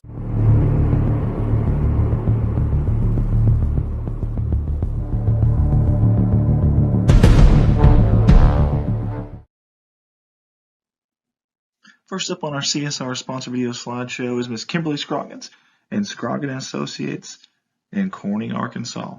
Tax and bookkeeping services, 20-plus years of experience, and Miss Kimberly is the owner-operator there. You can call 870-857-3765. That's their office, and ask for her. Ask for Kimberly there if you don't mind. Again, Scroggins Associates in Corning, 20-plus years of service, 870-857-3765. I love Kimberly's photo here. She's had this on here for a few years. Beautiful picture, very family-oriented. And we sure are with you this year, Kimberly. We love you, and if there's anything we can do, please let us know. That's Kimberly Associates, 870-857-3765. She wants to wish the Bobcats the best of luck on this season. Here's a familiar face with us here at CSR. How about Jason Horner and Big Iron Auctions? Jason's been with us since the very, very beginning. I want to say thank you, Jason, for all your support here at CSR. He's your independent sales representative. You can get a hold of him at 870-598-4310. Listing equipment in Clay, Greene County in Arkansas, and Butler and Ripley County in Missouri. Again, that's Jason Horner with Big Iron Auctions, 870-598-4310. Jason wants to wish the Bobcats the best of luck on the upcoming season. Let's give a shout out to Harold Implement Company out of Corning, Arkansas.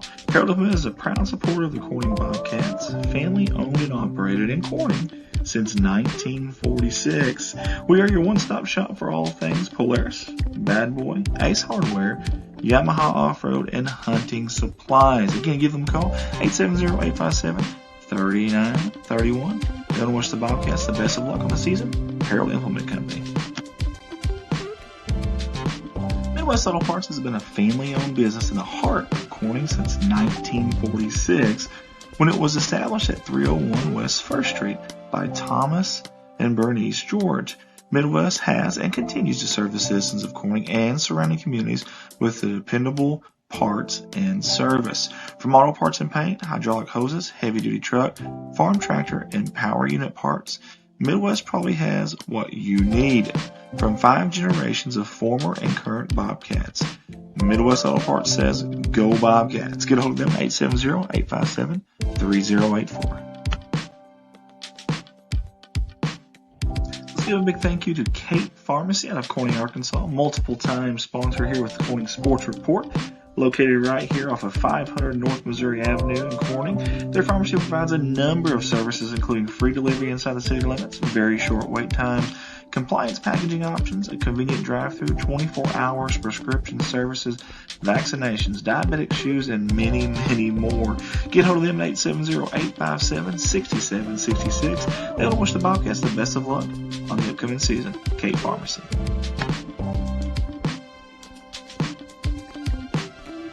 From all of us here at Corning Sports Report, we want to give a special shout out and a huge thank you to Miss Lisa Jett, Mr. Joe Jett, and the entire Jett family for being our primary sponsor this year at Corning Sports Report. These fine folks have done it all for the city, the high school, the athletic programs, and also us here at CSR. Always giving, always helping out in any way they can. We want to say thank you, and we're excited to watch those little ones grow up and future Bobcats. We cannot wait. Again, big thank you to Miss Lisa Jett and Joe Jett and the entire Jett family. They want to wish the Bobcats the best of luck on the season.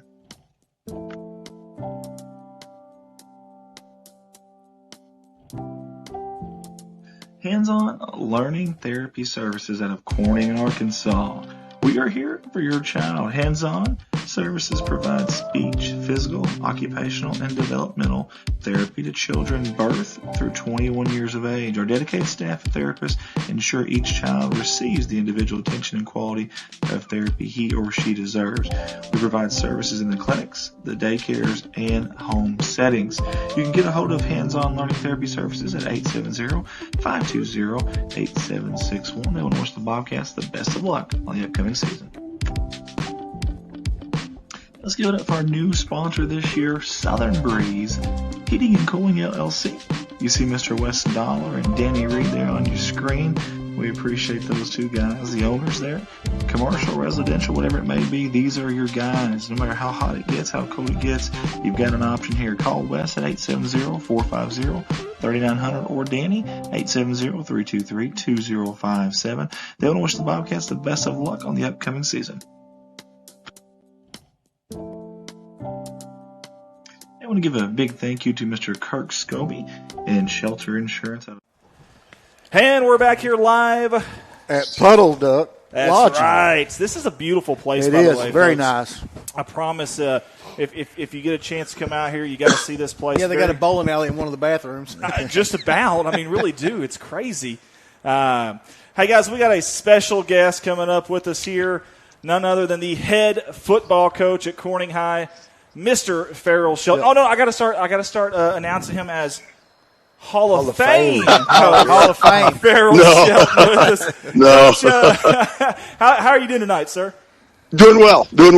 It's a beautiful night, kind of a different deal, not playing, but after since scoring July 31st, it was time we need a break. It was a good week to take a bye.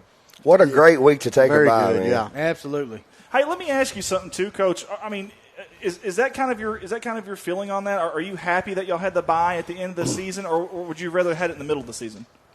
Coach Poe and I were talking about 3 weeks ago. I looked at him and I said, "Man, we need a bye right now." But being able to, to get on through, and it just, to me, over my years, it's all about timing, and for us and our team right now, this was perfect just because we got a couple little nicks and dings that we were hopefully able to rest up and be full tilt on Monday.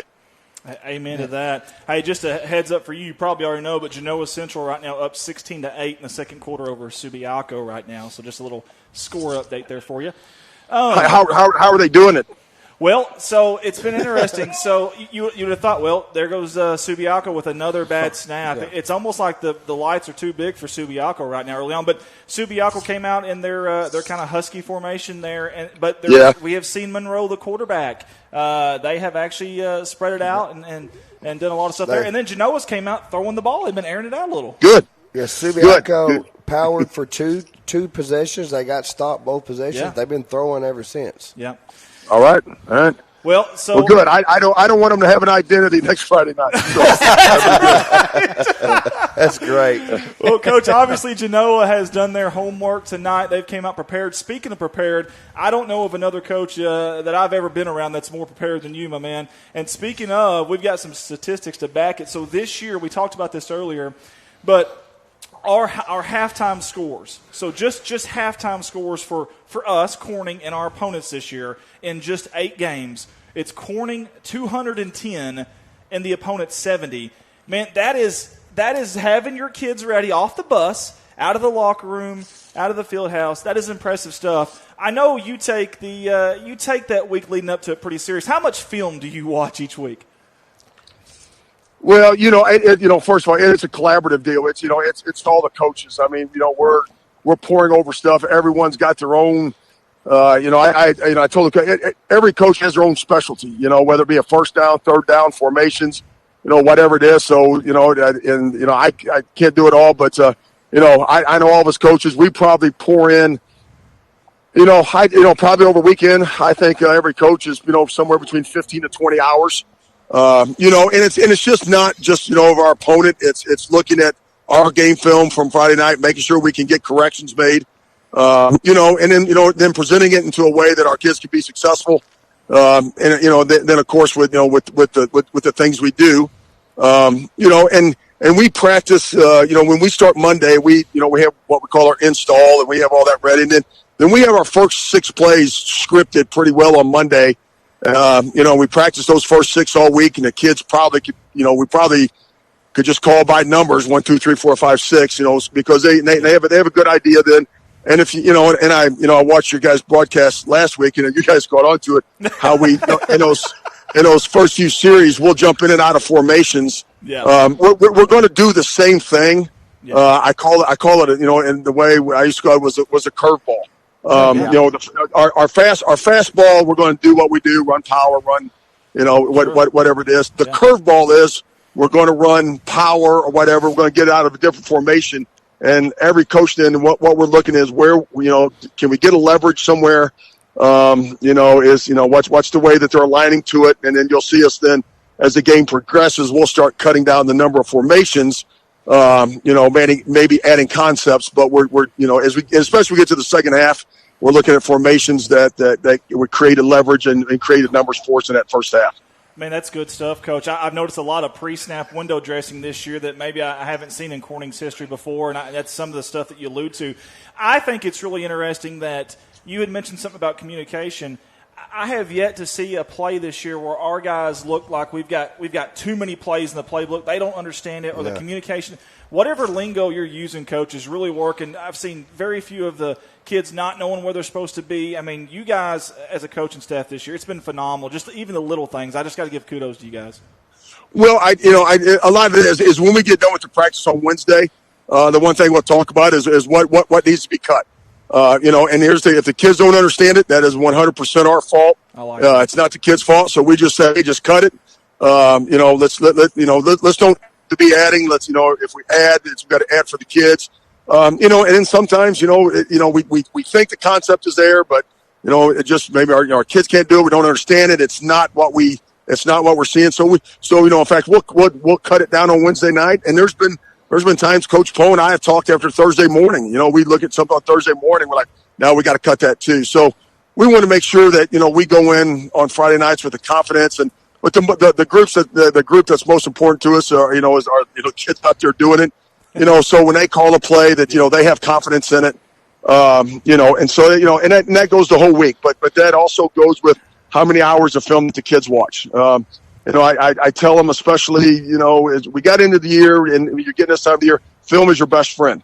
I know we have heavy tendencies. I try to self-scout us, and I know Coach Poe does. We try to break tendencies, but every team has their DNA.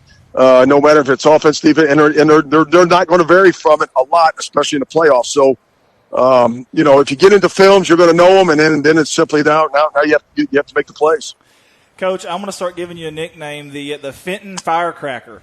Oh yeah, you're from Fenton, correct? Is that where you grew up? Yes, yeah. Man, you have. It's like you're playing out there on Friday night. You're so passionate, intense is the right word. Does your family, like wife, family members, ever say, "Man, you got to calm it down a little"? Do they ever tell you that? No, well, yeah, that's a discussion that went out the window long ago.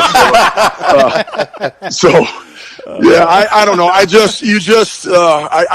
think for me personally, I think once I lose that, I think it's time for me to go. I don't see that happening anytime soon, Farrell. God will. It gets tiresome.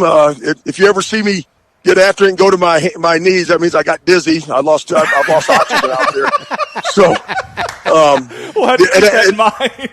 And it happened last week. Look at that timeout when I went to my knees and I'm talking to the kids and I thought I was black out there for a second, but we thought you were Tebowing or praying out there. We weren't sure what. No. I was trying to stay standing there for a second, but I just, it's a passionate game. There's a time to get intense. I think there's also a time to back off, and the kids will respond either way. I think it's the fabric of your team. Some teams I could talk to them in this voice, and man, they could go. Some teams you have to be a little louder.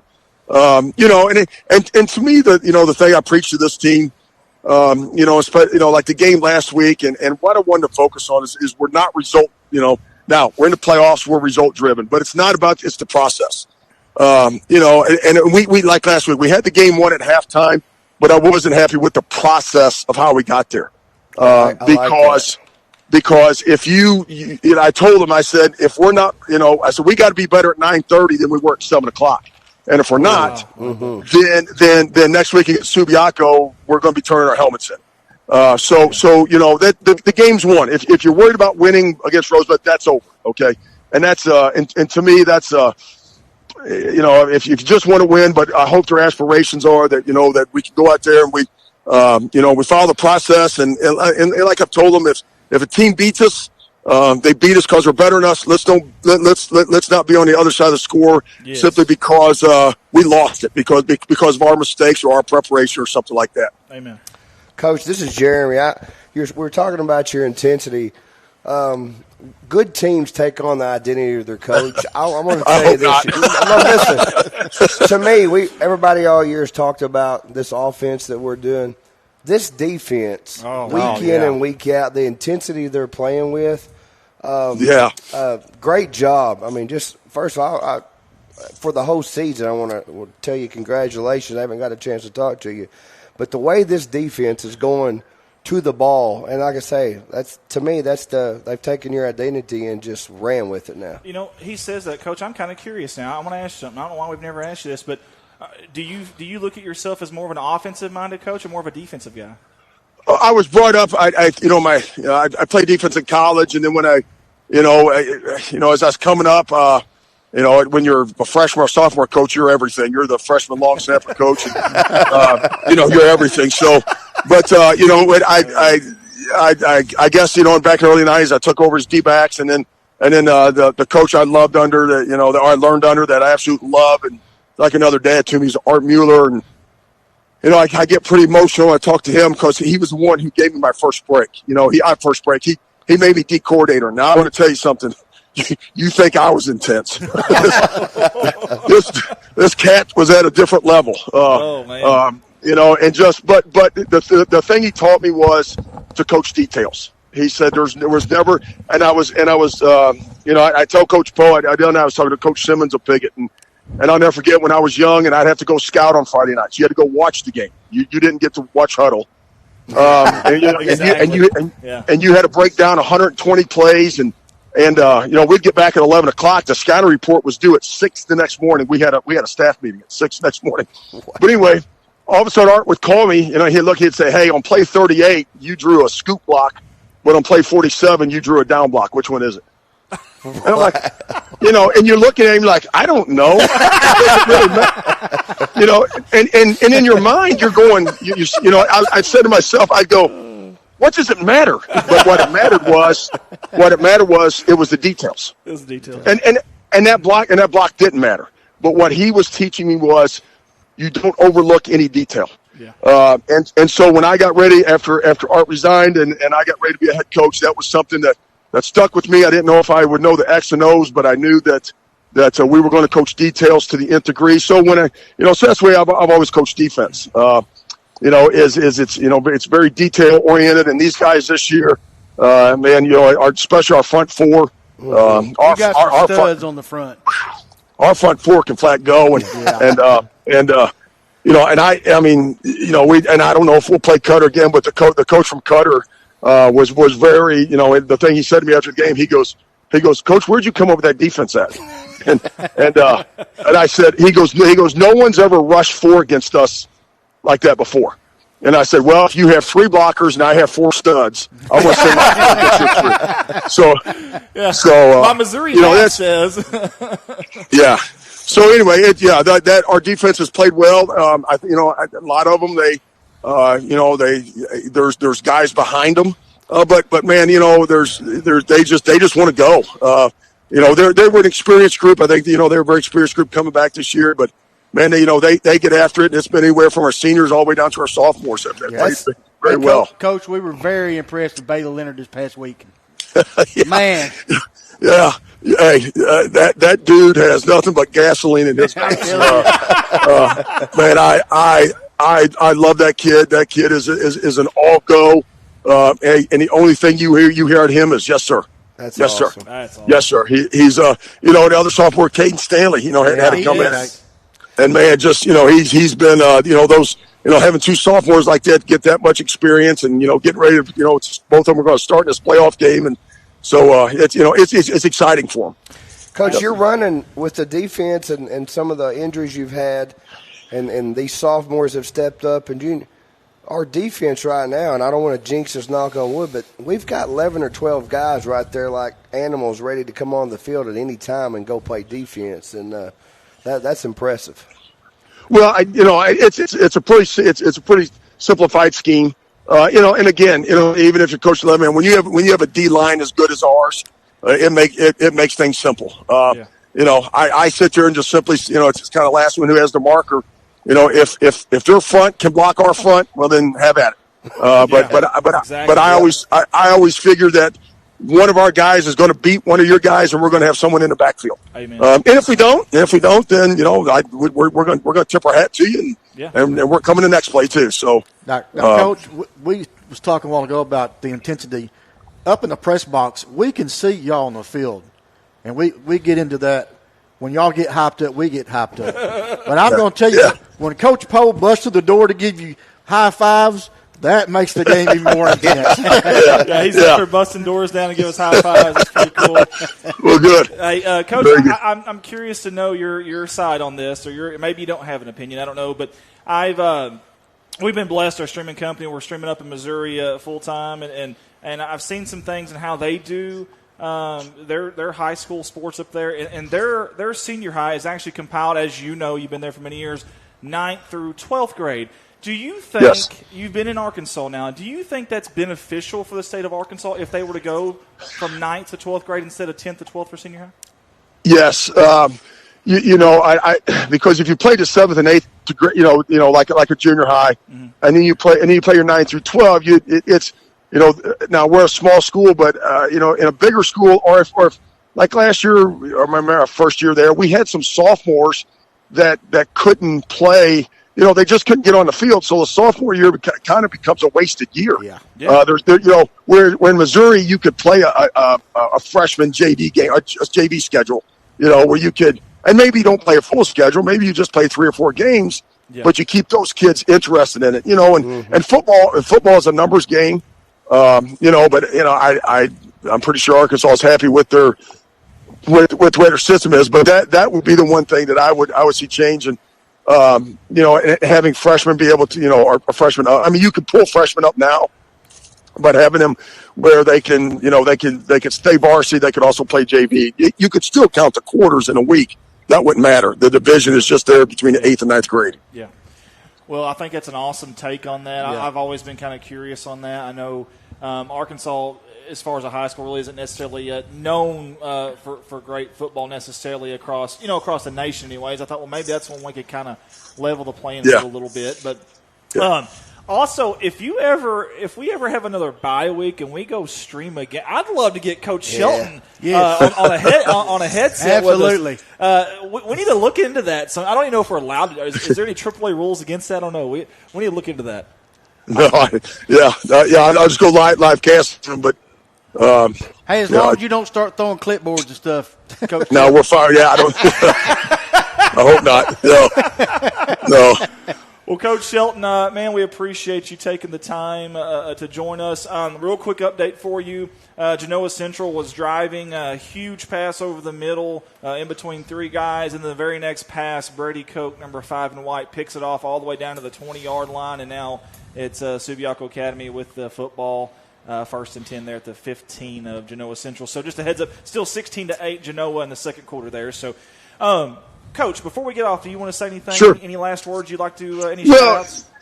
Yeah, I just to the players, I've just it's been it's been you get this many years into it, and I just loose term. It's been a fun year. It's a year that has flown by for me. There's been years, I was talking to my wife the other day, there's years I've been, 9-0, 10-1, and I absolutely dreaded, everything, just because the team didn't have the chemistry. This team here, these boys have gelled. Have we won every game? No, but we learn. We've been carried by the kids that we thought, would carry, and we've had some just unbelievable surprises, especially some guys out of the senior class that didn't play much when they were younger, but man, they've come out and they've taken that Bobcat pride, and they've no matter what happens next Friday, I know there's some seniors that can walk out of that program saying, hey, I did the best I could, and I love those guys. The community has been, again, I haven't been there very long, and a lot of people are saying that. The community just has a little bit different feeling to it, and I just, it's just, the kids can carry themselves, and and I hope, the Corning community has, understood it. We did this because of numbers, but it's football. When you get out there and the kids we got, I promise you could play 11-man football. We just simply don't have enough of them. Yeah, and we had that, but boy, it's been the guys I coach with, it's been the kids I coach. It makes it all fun on every day that we're there.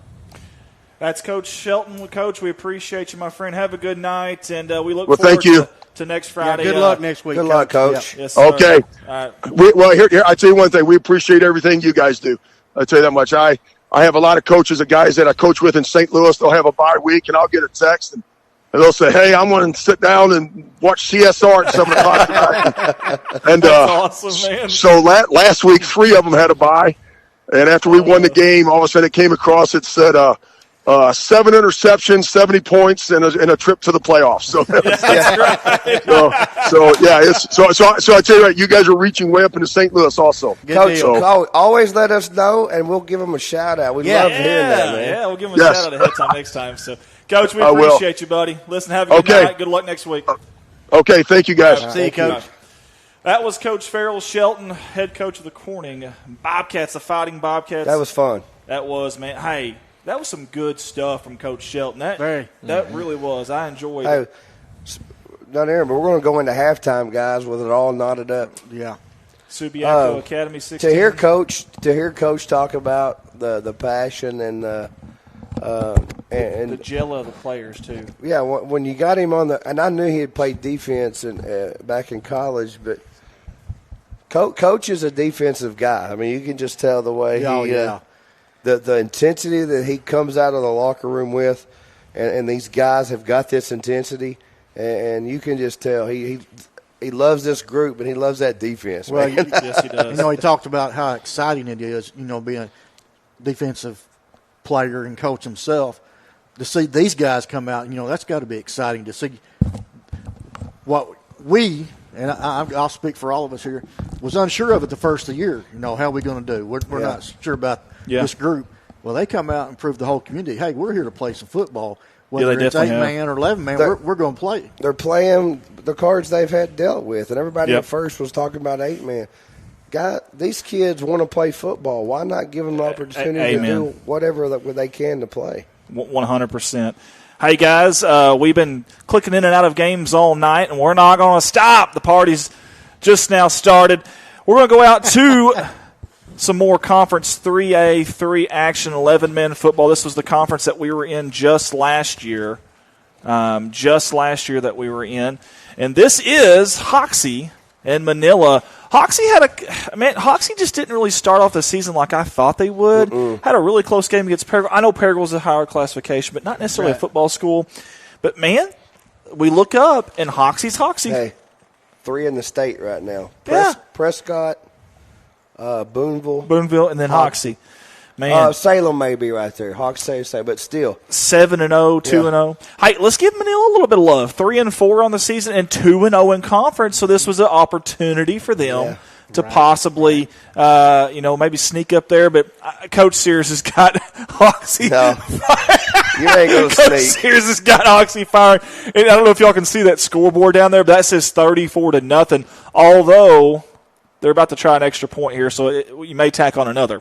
Let's give a little bit of love real quick to a guy that we all remember, number 7, Caden Glenn. Oh, yeah. Yeah. He was a receiver last year. He was. He was a receiver the year and kick returner. Yes. Do you remember that? Yes. Caden Glenn this year, listen to this, he has turned into a quarterback. 52 of 73, guys. That's a heck of a percentage. 857 yards with 15 touchdowns, but he's a dual threat quarterback, 632 rushing yards, 9 touchdowns. Wow. 3 games. Wow. 3 games left in it. He could go over 1,000 on both of those. On both, passing and running.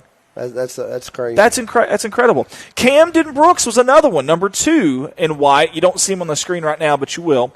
Tough runner. Yes, he is. 535 rushing yards, 6 touchdowns. Also has 100 on receptions and 2 touchdowns there.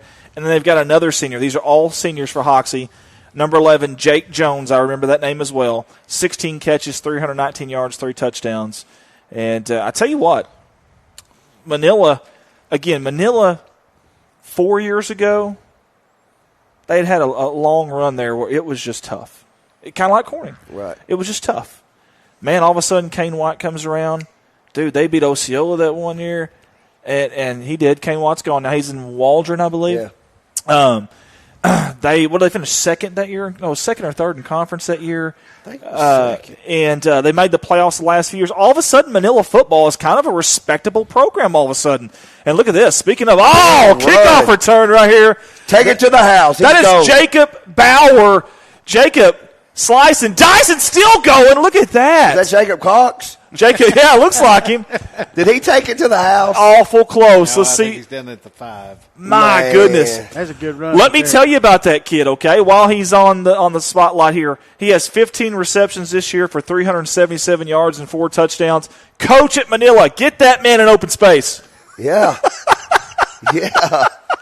My goodness. What an answer. That was nice. He did score. He did. He did score. I'm going to tell you what, this is third quarter. They're down 35-0. A lot of kids will just fold up tent right there. He took that kickoff like it was 0-0 and was determined to get – he probably took it 80 yards right there to the house. At least. Extra good points. Good job to him. Hey, and by the way, they're starting a sophomore. Go ahead, Mark. While we're on here with Hoxie, you look at the rushing yards for these 2 guys. That don't happen without a good O-line. Amen. That's right. And Hoxie has always had a good O-line, and their defensive line is usually massive. They are. I hate to say, like last year, you remember the offensive line averaged like 290. It was ridiculous. But I'm going to tell you what. Yeah, it's like CSR's. They have they have a weightlifting competition team. Their football players, after football, they go to competitions for weightlifting. These kids, and they've got to be putting them on a good program to eat because they'll go from one year to the next and just. Matter of fact, if we'll all stand up, this is the Hoxie offensive line right here. This is about what it looks like right here. Sit down, Sway. You guys left me hanging there. I see how y'all are. Andy, we're not on the screen, bud. Yeah, you are. Oh, I can't see that from here. I'm sorry, your laptop. Hey, this is what you're doing. That's what I need you to do. Okay? Hey, by the way, Manila. Earl, hey, didn't you say you want to see a fight break out? I do. We're about to have one, baby. We're going to film it. Hey, since we're talking about Hoxie, both teams keep rolling. November 3rd, if I think right, Hoxie, Walnut Ridge, crosstown rivalry. November 3rd. November 3rd. That could come down. Right now, they're both undefeated in conference, but that could be another showdown right there. Andy, aren't we streaming that game? If we They actually asked us last year to stream that game this year, but I'm hoping that we won't because I'm hoping we're going to be playing for a state championship. Is what I'm hoping for. Timothy Foster says, Mark Hufford for president. Vote for Mark. Who said that? Tim Foster? That was Timothy Foster. Yeah, he'll be my vice president. This world will be a better place with me and him in charge. All right, real quick, one more thing about Manila before we get off this game. They are starting a sophomore quarterback, and usually when you start a sophomore quarterback and you've been a running team your whole life, normally you don't just change that up and pass. That's impressive. 55 pass attempts so far for a sophomore quarterback. He's completed 29 of them, 541 yards, 6 touchdowns. Let's give that quarterback some love there. We've got somebody asking about the Rector game, so I'm going to try to find it. If I can. Hey, you ask and we will get it. We will see if we can get it on, guys. We can definitely get it. I just don't know if they'll have the score up or not, but we're going to find out. Last I heard, Miss Wright, it was 22-0 in favor of Rector. Don't know the most recent score. We're going to take you out to the Rector stream here in just a quick second. There are ads, believe it or not, even on NFHS. That we have to go through here, so we'll go through that real quick. Guys, if you're watching with us, we really do appreciate you guys tuning in with us. Share that feed. Tag somebody if you can, if you don't mind. We would appreciate that. Renee White's on with us. Vernon Groves on with us. Charlotte Smith. Charlotte. Carson Bowser on with us as well. And we're going to go down here. This is the Rector stream, but there's no score up there. The last I heard, Miss Wright, it was 22-0. In favor of Rector, and that was in the first quarter, by the way.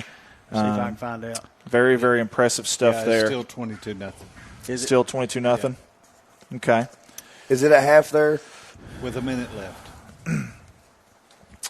All right, guys. Hey, there was a game last night that got played. ICC, Izard County Consolidated, went down to Augusta, and they won that one in a big, big, big way. It was 64. I lost my sheet. Someone stole my sheet 64-16. 64-16.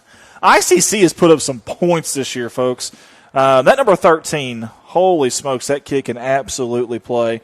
That's the receiver for them. Quarterback 2 weeks ago put up 8 touchdowns for ICC. Wow. Goodness gracious. They've been on fire since we went down there to stroke them.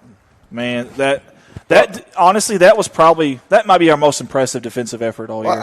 We're going to tell you, of our 5 wins, the 2 quarterbacks that we've been able to beat are some studs. Peyton Mills, the kid at ICC, yes. Unbelievable.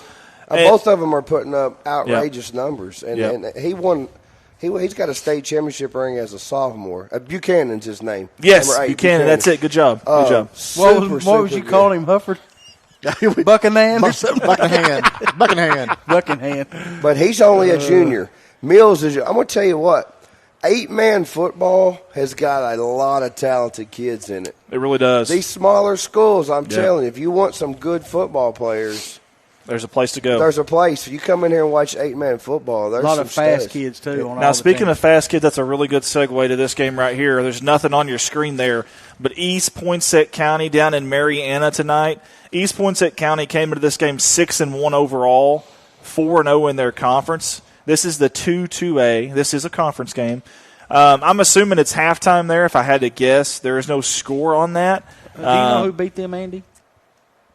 It wasn't Walnut Ridge, was it? It was Walnut Ridge. It was Walnut Ridge. Okay, Walnut Ridge, yep.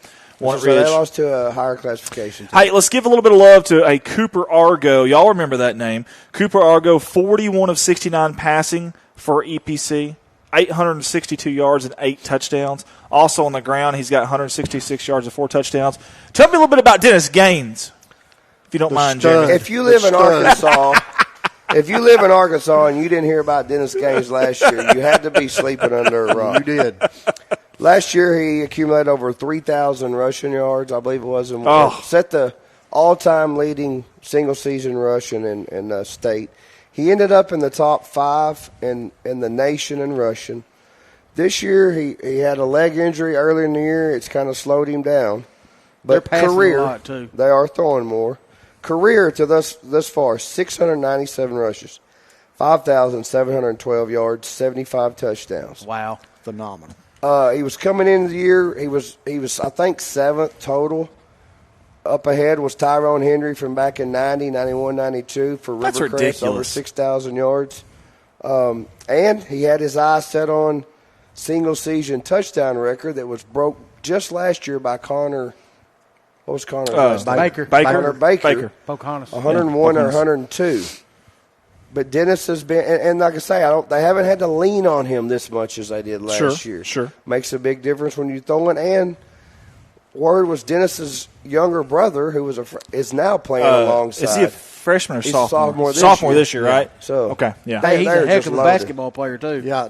Dennis's brother. Dennis is too. We Yep. watched him over in the NEA, and, man, you remember- take somebody his size and look at him and think, Yeah.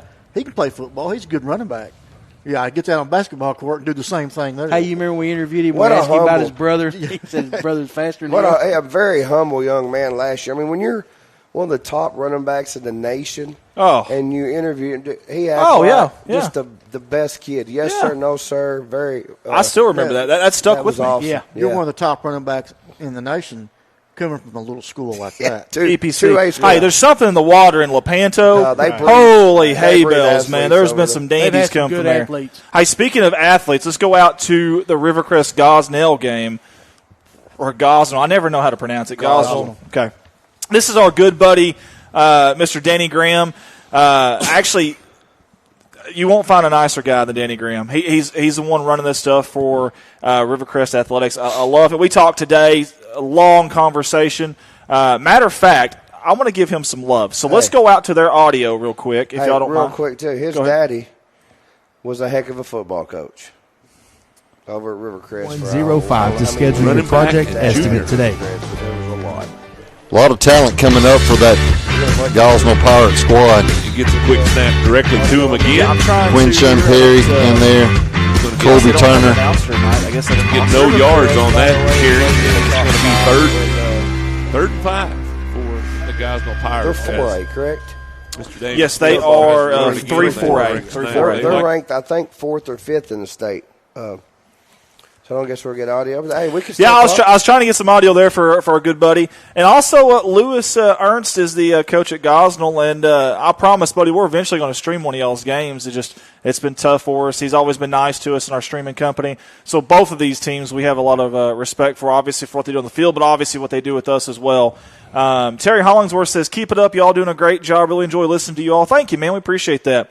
Well, if you do enjoy listening to us, go ahead. There's some talent on that football field. And let's talk a little bit about the talent. So for Gosnell right now, they got the football. Number 11, he's a senior, Trent Middleton, almost 900 yards passing, and he's got 5 touchdowns on the year. This is a name I've heard a lot of, Cameron Williams. Everybody in the country has heard of Cameron. Number 3 in white. Now, I don't even see him on the field unless he just took the handoff. I think he just got the ball. Okay. Number 3 in white, Cameron Williams, 418 yards rushing, 4 touchdowns. Also has 20 receptions, 355 yards, but I've been told he's a heck of a defensive back. Well, from what I've heard, you pretty much every SEC school is recruiting him. Oregon has offered him a scholarship. Yeah, I heard this kid pretty much is going to be able to go where he wants to play football. So that's why when you look at just him alone, but there's other kids out there too. Mark, you've heard about this kid, right? It's Cameron Williams? Yeah. He is a all-around athlete. Yes, he is. Like you said, all the SEC schools have looked at him. You got some of the other schools interested in him. But he's also, I've noticed when I watched him play, he's not a showboater. He is straight, hard-nosed, let's play some football and let's get going. Yeah, I love that. Speaking of loving something, Mr. Fish Watching back home says, I love the mashup. He says he's really liking that. Thank you, Mr. Fish. We love you, buddy. Speaking of Mr. Fish, this guy, let's give him some love. Yep. 26 years of volunteering the PA. He's the voice of the Bobcats. Rich Martin, this year was his last year. Next year, Mr. Fish will start his first year of at least 26. Surely he can do what Rich. Surely no, he I'm can. kidding. He's young, too. He's young. He won't have the voice. I bet he does. Actually, not like Rich. Nobody's got one like Rich, but I think he does have. I think he's going to be just fine. Speaking of just fine, Rivercrest going to be just fine. They come into this game 5-2 overall, 4-0 in conference. A big reason why, guys that are just breaking school records. Listen to this. Go ahead. No. Number one, Michael Rainier holds the school record for receptions. That's number one in gray. Receptions, receiving yards, receiving touchdowns. Oh, and by the way, he leads the team in rushing. Wow. That's crazy. Think about the athletes that have been through Rivercrest. Unbelievable. Just in the last 30 years, just in the last couple, Cam Newton. No, he went to Turner. Cam Turner, yep. ASU. Yep. Tyrone Henry, Yep. University of Arkansas, Fayetteville. There's been some darn good ones. He had a counterpart too, Jeremy Irvin Richardson. He was pretty good. I mean, to say they've got NFL players. There's some NFL guys that went through Rivercrest that's playing in the NFL now, but holy cow. That's him right there. That's your guy right there, Michael Raynor. Y'all seen the run right there, number one in gray. Gets the ball down to about the 3-yard line there for Rivercrest. This is a conference game, by the way, a 3-4A conference game. Also, number two, Kobe Turner, injured for some of the season, but he's been averaging since he got back 14 yards a carry. That's impressive. That's Cam's brother. Is it really? It is. I did not know that. Yes. Interesting. Number 11 for Rivercrest, Cavante Washington, 62% completion percentage, almost 1,000 yards passing, 14 TDs. How about that, folks? Wow. Your quarterback, you see right there kind of the pistol, now he's in a kind of a shotgun. That young man has been on it. Hey, he's got about the same stats as our quarterback. He really does. He does, yeah. Real similar. Oh, they snapped it to the halfback. Did y'all see that? That was nice. Snapped it to the halfback, and they run it in, tack on 6 for Rivercrest, and they're having a good time over at the Cotton Patch.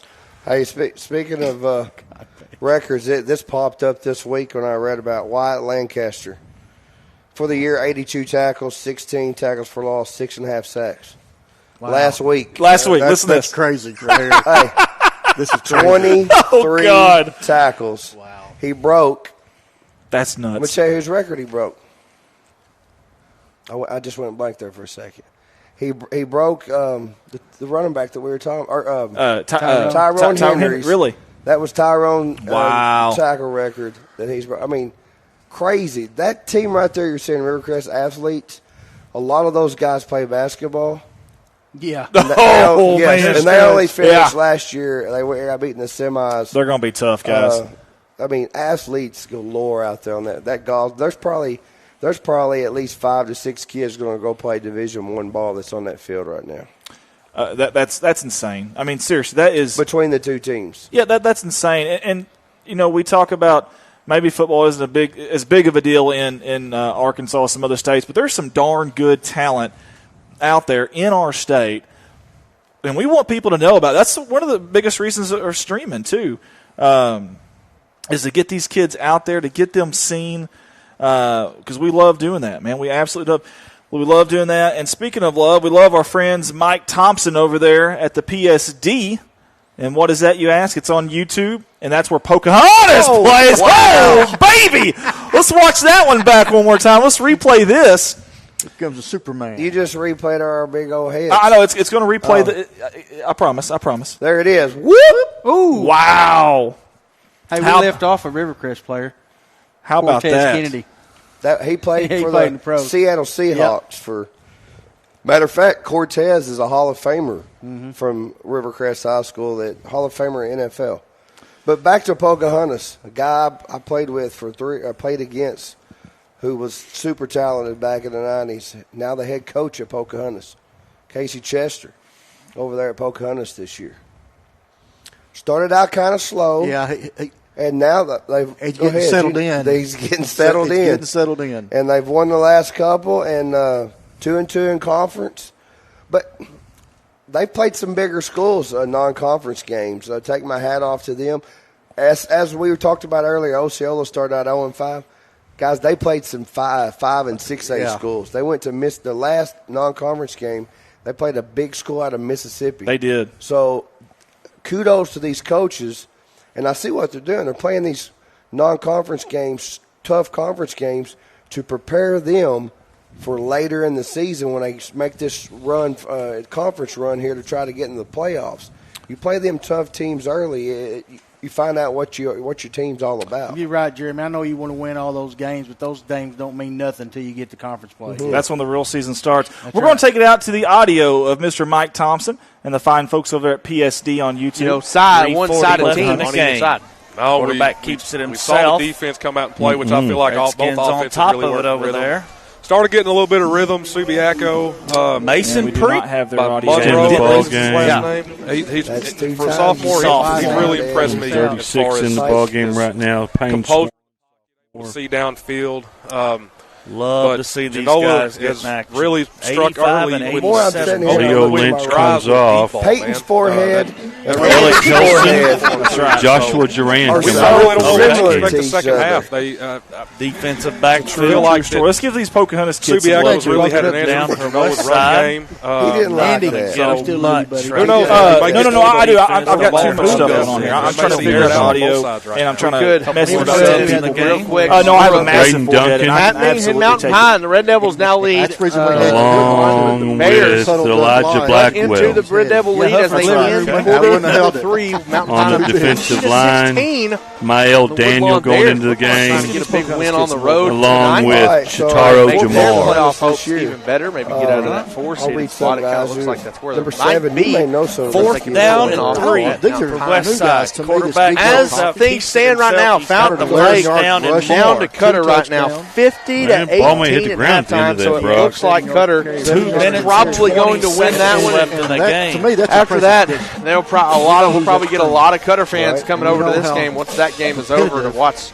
the finisher of this. Don't forget, after the game, we'll bring you Don's Steakhouse in Pocahontas. We have had a couple of people asking about Spring Hill Strong Bravo in East Pocahontas. We still don't have an update at halftime. It was 14-6. Mike's Barber Shop, 14-6 was your score. Spring Hill was up 7 player of the game. We're still looking for Seth Bartelt in the game. Aaron just gave me another update, Brock. Obviously, Rivercrest is taking the lead over Gosnell 16 we have our to official 9. final tonight. Mountain View is officially clear. He's just a freshman. That's it. Read that stat as a freshman. North Championship is Mountain View takes down Cedar Rapids. It's interesting if he started out in junior high and moved up, or Sadler if he's Jackson been in the as a game. freshman playing for the high school team all year. I mean, they've got a one-round advantage, but then after that, teams try to see how it goes, because this year we're going to have a different location possibly for our club championship game. The folks at home are they're actually hearing this right now, so we did have it right. It's just our headsets will not hear it. If we have a one, but we'll cut them off for just a second while we talk. They were going to give us a shout-out. There are a couple of them. I know Marshall was. A couple of our friends that do streaming are going to give us a shout-out. That's why we went to those streams and try to get the audio on. We'll go back to the audio real quick for this last touchdown. Again, this is PSD on YouTube.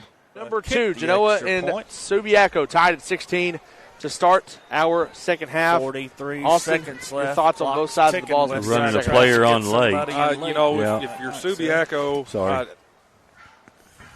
And, guys, that looks like an extra point attempt there from –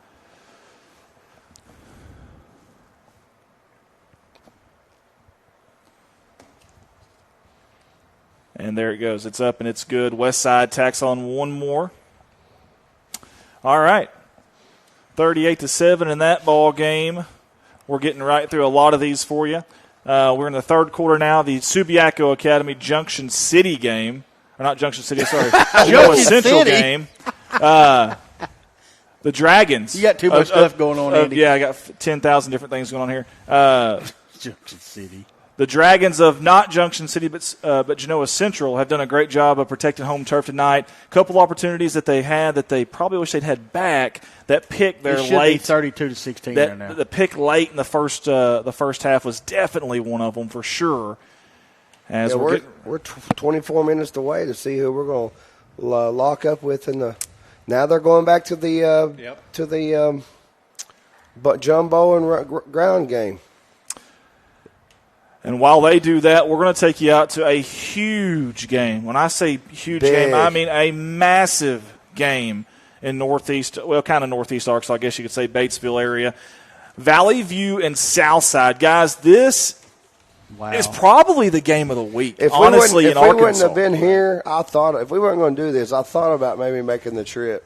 To this game here? Yeah, this is for real game right here. Legit. Let's just tell you a little bit about these two teams. If we can here.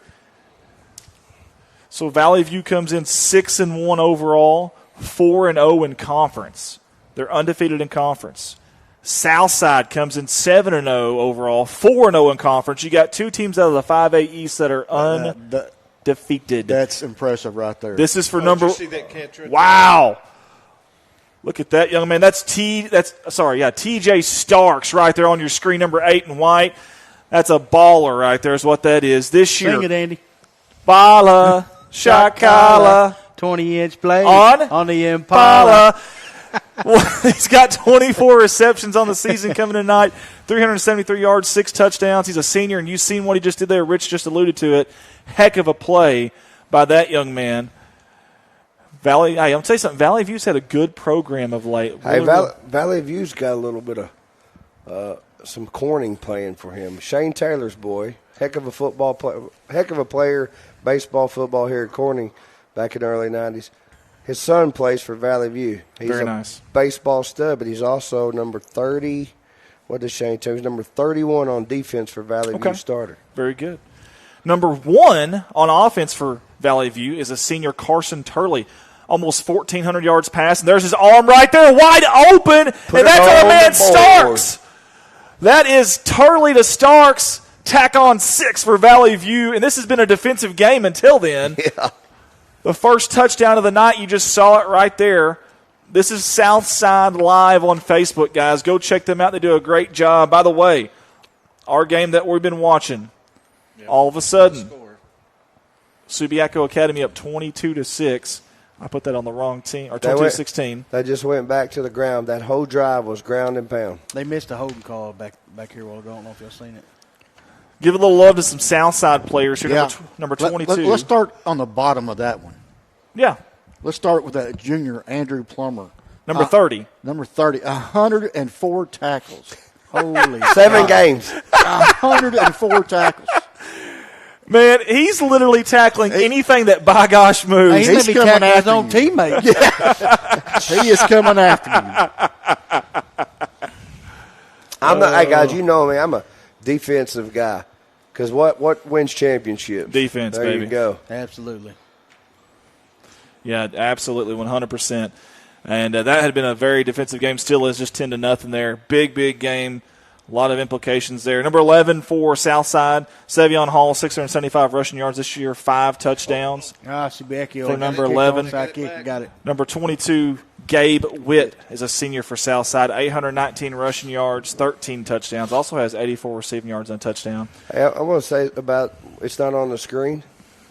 If you look at the bodies of both teams right now, which they can't see, the body language on Genoa Central, it doesn't look like a team that's only down 8 right now that was leading the whole first half. They look out of it right now. Look like a deflated balloon. Subiaco scored on the opening drive in the third quarter. They've got it back off a turnover. If you let them up by 2 touchdowns, Andy, it's tough. Yes, because I can promise you they will go to nothing but ground and pound after that when they're up 2 touchdowns. Definitely will.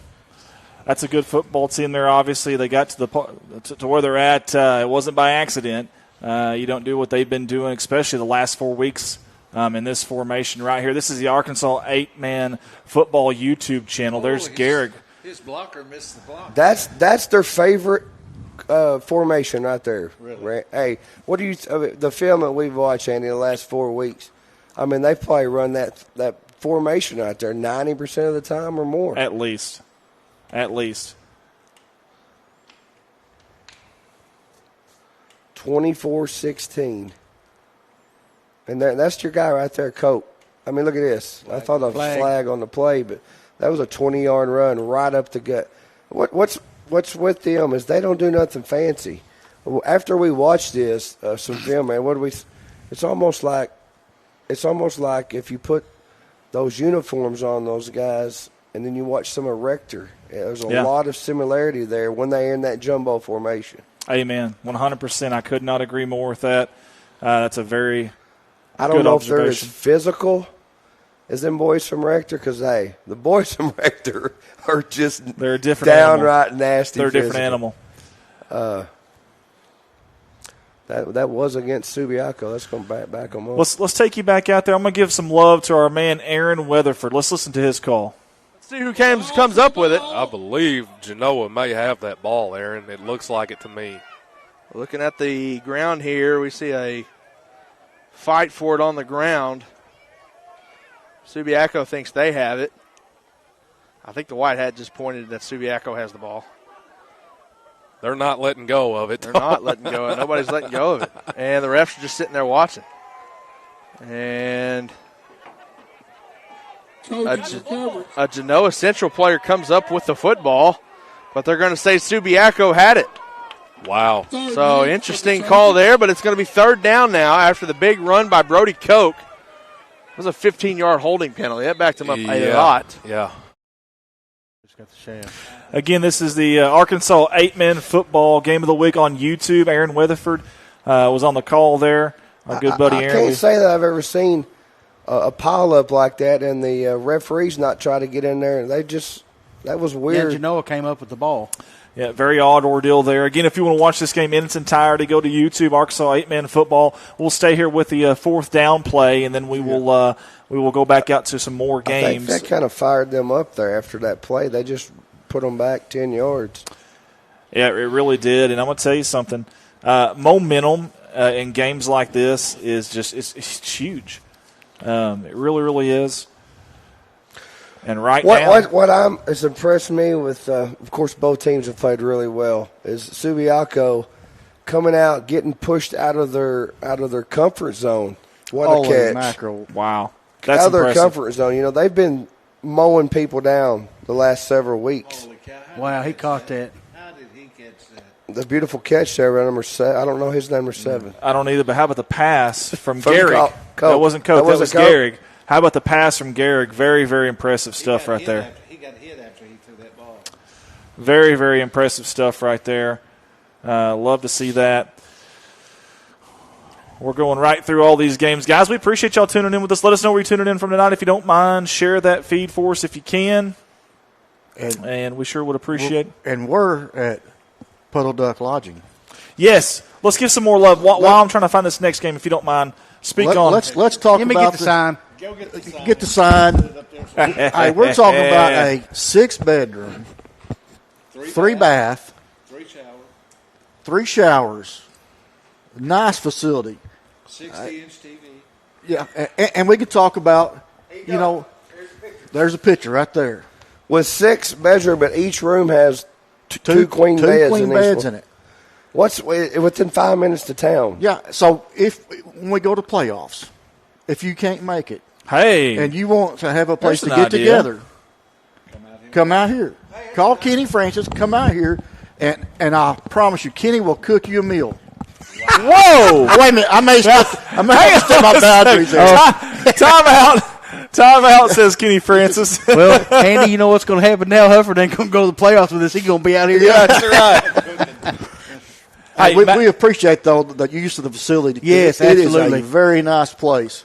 Like I said, if you have any get-togethers, Christmas. It's not just for hunters. It's not just for hunters. Anybody. No, anybody.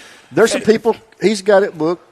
If you're coming in for the Harvest Festival. Didn't you say it was open for that? It is open for the Harvest Festival. They've got people coming for the Eclipse to come and stay. So it can be used for anything. Andy's going to give you a tour. There you go. Good job, Andy. Hey, nice kitchen.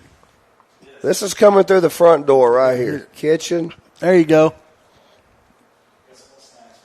That's an awesome setup there. They go off the honor system there. They've got hats, embroidered puddle duck, toboggans, hats. Really cool hats, too. I'm thinking about getting me a hat. Hey, I've got a text message from Kenny. He will cook, but you're going to have the gang sausage. Vienna sausage. Vienna sausage. Hey, we had the honor system at Farm Service, and somebody ate all the Snickers. Check this place out. That's double laundry room yep. with an ice cooler. Ice cooler. So when we're done, I'm going to go instead of look at there the ice bath. That's a little burnt. There's some good cherry pie right there. Ice bath. I'm going to go sit in that cooler for like 5 minutes to burn some calories. This is a great facility. Show them the bowling alley, Andy. Very nice. Now check out this bathroom. Yeah, the golf course. Hey, if you have relatives coming in for holidays or anything, now you got to be able to sprint a 40 to get to the toilet. Yeah, you don't want to. If you're in a hurry to get there, don't go to that one. Hey, but there's Andy having some fun. This place is phenomenal.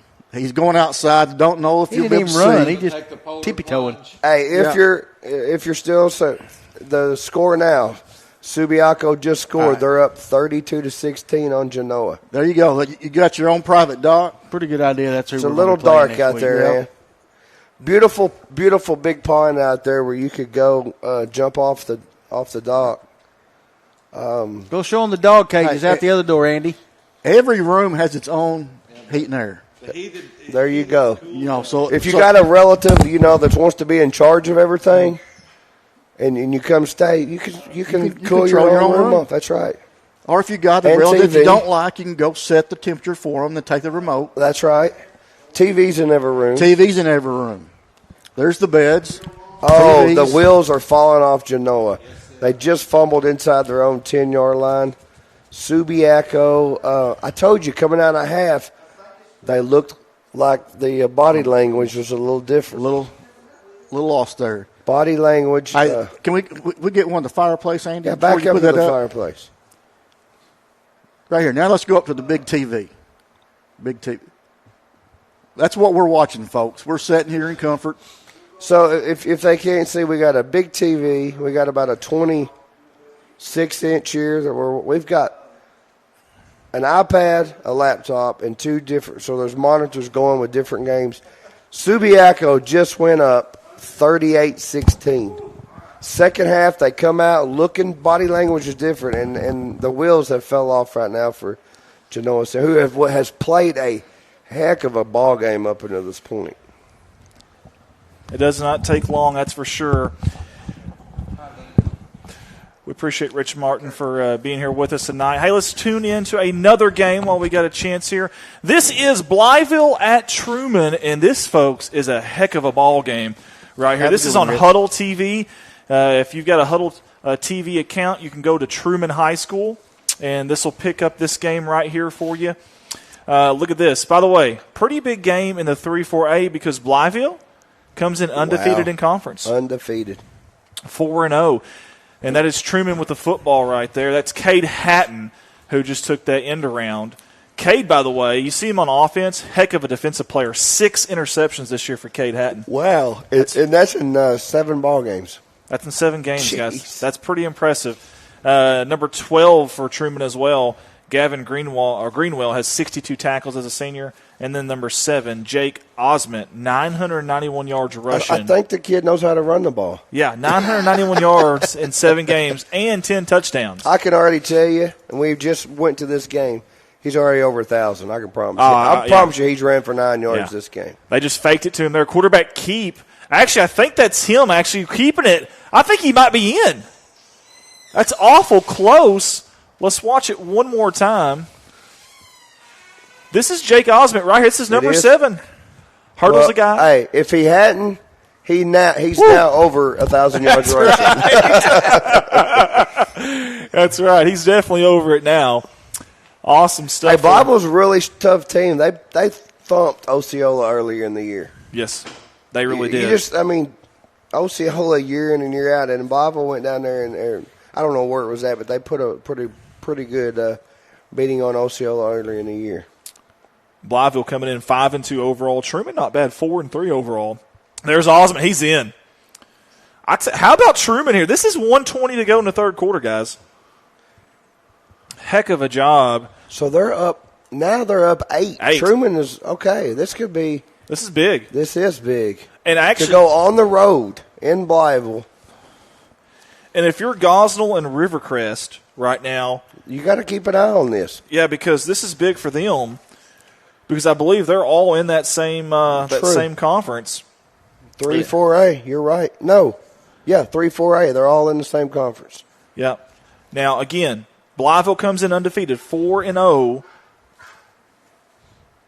and Truman 2-2. This is a big game. Did he just get that extra point? He did. It is a 10-point ball game now. 2-possession game. That's right. I lost my Gosnell, but anyways, here it is. What's the conference records there? 4-0 for Rivercrest. 1-3. So Rivercrest, hey, right now you're up against Gosnell. You're feeling good, but then also Truman is up against Blytheville right now, so you're feeling pretty good too there. So I think Truman last week was the opening in the conference. I think Rivercrest played Truman last week, if I'm not mistaken. Kyle Williams wants a Valley View update. Kyle, you shall ask and you shall receive. It was 10-0 about 5 minutes ago. Well, we're going to find out real quick. Valley View was up. Going to find out real quick. Holly Hollowell watching from Paragould, but I am a Bobcat at heart. Once a Bobcat, always. Mr. Isaiah Hollowell's mother. That's right. Big supporter right there. She's been a really good supporter of CSR too, Andy. We appreciate that too.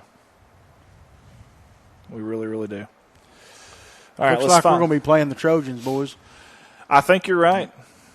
We thought coming into the game after watching, but like I said, we had no film on Genoa. But I'm going to tell you what, those guys the first half played really good ball.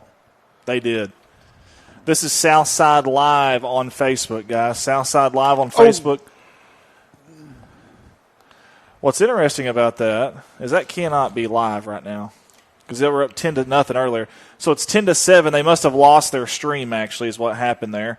So they lost their stream. While they tried to get it back up, it was 10-7 was the last score I saw there, Kyle. Hopefully that'll help you out there, my friend. 10-7, Valley View up. Yep.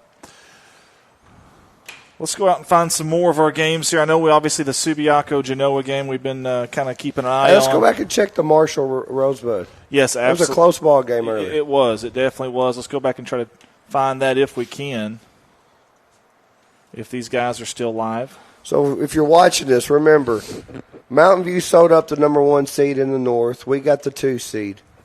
As if the season ends right now, if the games are ended right now, we got to watch. We got to check Cutter too because Cutter is leading. Yes. That's going to put what end the season if Subiaco holds on 38-16 over Genoa. Cutter was up big time earlier. Yep, they will be. Cutter will be your 2 seed. And wow! I mean, to go from no wins out of the last 2 years to being a top 2 seed and making the playoffs, that would be a massive turnaround for those young men. Yes, it would be. And they're very, very young junior, sophomore class. Hey, I forgot to even mention this. Thank you, Nathan Cochran. How did I even miss this? This is my bad, guys. Gunnar Cook is actually the head coach at Truman now. I alluded to that. Oh, you did? Okay, Nathan, we actually got that in, bud. Mark got that in, so thank you, Mark. An ex-Corning assistant coach. That's pretty cool, man. Hey, they're doing great things right now, obviously. We're going to stay here. Way to go, Huff This Daddy. is Marshall Sports Network. Our good buddy Blaze over there doing a great job with that. Blaze Thomas over there. And this is Rosebud driving inside of the 15-yard line, but we've got some pre-snap laundry on the field. What do we have here? Camera's a little bit – they got it on autofocus. They're going back, though. I'm going to tell Blaze about that. Their camera's on autofocus right now. Big throw down big for play Genoa. right there. They're not giving up. The Dragons are keep fighting here. There's a lot of time left in that ball game still, too, guys. They scored Subiaco scored 3 touchdowns really fast open the second half. Turnovers. Did he just? He threw in the traffic, and they still. Oh, it was incomplete. I thought he caught that. Holy smokes! I thought he caught it there for a second too. Remember, Mark alluded to it earlier. Mark Herford did that. This game, the loser of this game essentially finishes last in conference. Yeah. And then the winner gets to go on to the consolation. 1, maybe 2 games left in the season, which would be big. And also what I heard, Andy, is there will be one team from each conference that doesn't make the playoffs, so to say. The conference has reached out, was already said that if those 2 teams want to play each other, that they can for one more week, they can play each other. That's awesome. So, I mean, it's almost like spring football game to get another week of practice and a game in. I love it, especially if you're finishing down like that. More games practice. Go ahead. No, it's okay. That was 4th down and goal. They missed it by 2 yards, guys. 2 yards. No, maybe less than a yard. It's going to be 1st and goal from the inch-yard line for Marshall. I'm going to bring the house. Kitchen baby. I'm bringing everybody. I'm bringing the water boy in. The National Guard. Remember, too, a hold in the end zone is a safety. Yes. Yeah. A hold in the end zone is a safety. And they are not a spread them out there, a ground and pound team. So this will be interesting right What's your here. quarterback sneak? I think it was a guard around. I think that was Dunnigan. That was either Griffin. That was Dunnigan on the carry. Dunnigan. Yeah, Dunnigan on the carry there. Big running back, linebacker for them. All right, now there was a game you had mentioned that you wanted to see. Was it the Cutter game, I believe? The Cutter was up pretty good earlier, but now that this score has we're a 3-possession score here on the Subiaco, that puts Cutter right now in the seat. There you go, Cutter. Let's take our picture off that bottom. Let's just give you the full screen look at that. Oh, man. Well, there's still 6 minutes to go here. Now, if you're Cutter, which Coach doesn't have any idea what the score of this other game is right now, he may have somebody telling him, you try to start pulling some of your guys off the field so they don't injure themselves here in the last 5 minutes of a ball game that's already been that you've already got won, 64-32. They put up 68 last week against Parker's Chapel. These kids, these boys. So wow. if it ends now, you got Subiaco, us traveling to Subiaco next Friday night. Cutter Morningstar, which they haven't played them in 2 years, they get to travel to Mountain View to take on the Yellow Jackets. That vaunted defense of the Yellow Jackets. Yeah. That'll be interesting to see how they haven't played a spread offense like this. Wouldn't that be something? Cutter beat them. It's going to take everything they have and win and some. play them in the state championship. Take everything they have and some. To go back, Mark and I and Bart, that was the first game ever that Andy Earls didn't get in CSR history. Didn't get to travel. I was sick. He was sick. Sick about it. The way that coaching staff and those faculty welcomed us in when we got to absolutely. Hey, hospitality all the way around. Class act people over there at Cutter Morningstar. From the head coach Nick, it's Folks, right? Nick Folks. I think it's to Coach Mills, some of the teachers come out when we got. I mean, everybody was just super nice to us. They're fans. They come over and talk to us. Said they've been watching some of our games on YouTube. I thought it was really cool how we do this, but that's a really good program they've got going right there. This is Coach Nick's first year there, right? I think he come in just this year. We had 4 teams we played this year that had first-year coaches. I think you're right. I think Coach Nick, this is his first year there. Yeah, I think he was definitely one of them there. And look at that. When you come into a team, that's crazy. When you come into a program that hadn't won in 2 years, you want to change the culture. He has changed the culture at Cutter Morningstar. Really has. And their youngsters coming up, man. And they bought into the program. Yeah. And it's just – and it helps when you have a quarterback like Peyton Mills. It really helps when you have a guy like that. The gunslinger right there. I give some credit to Fountain Lake, man. Putting up 32 points tonight without a quarterback is just – I mean, they're on their third or fourth whatever. Man, that's – kudos to those. These seniors are playing. We remember the emotions of playing our last game. They're playing not only their last football game, but their last home game of their career. That's a beautiful field. Yes, it is. There, man. Beautiful place. I know awesome. My good friend Mark Oliver on the call over there. Moo Cow is what he calls himself. I still got to ask him about that, about the nickname. Let's go back to the Marshall game real quick, and the reason why I want to give my buddy Blaze a little bit of love. He is doing something that I have done only one time ever. He is calling a game from his house. Him and his dad are actually we've done this once for basketball in Missouri, and it's hard. So let's take you out to the audio. This is Marshall Sports Network. This is a father-son duo calling the game from Rosebud. That's probably 2 hours away. This is pretty cool, guys. Let's take you out to that. Well, let me make sure that we got all of our other audio. Pause real quick before we do that. All right. Let's undo this one, and let's take you out there. This is the Marshall Sports Network on YouTube. We're going to take it to you right now. Sure if they're watching, but I've thought about that. But now, since we just got moved up this far, we're sitting at the 35-yard line. We still need to get to about the 10 or 15. We do, but looks like we got a minute and 35 seconds to go. We've got just a little bit of time. It's kind of nerve-wracking, but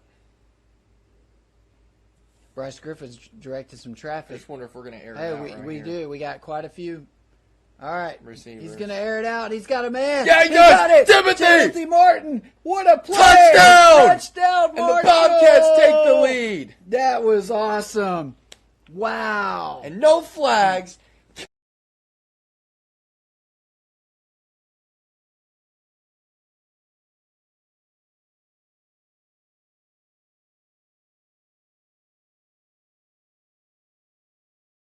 Are we? Let's see.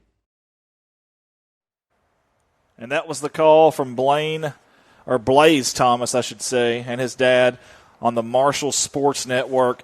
How about Marshall going up with 1:19 to go in the game?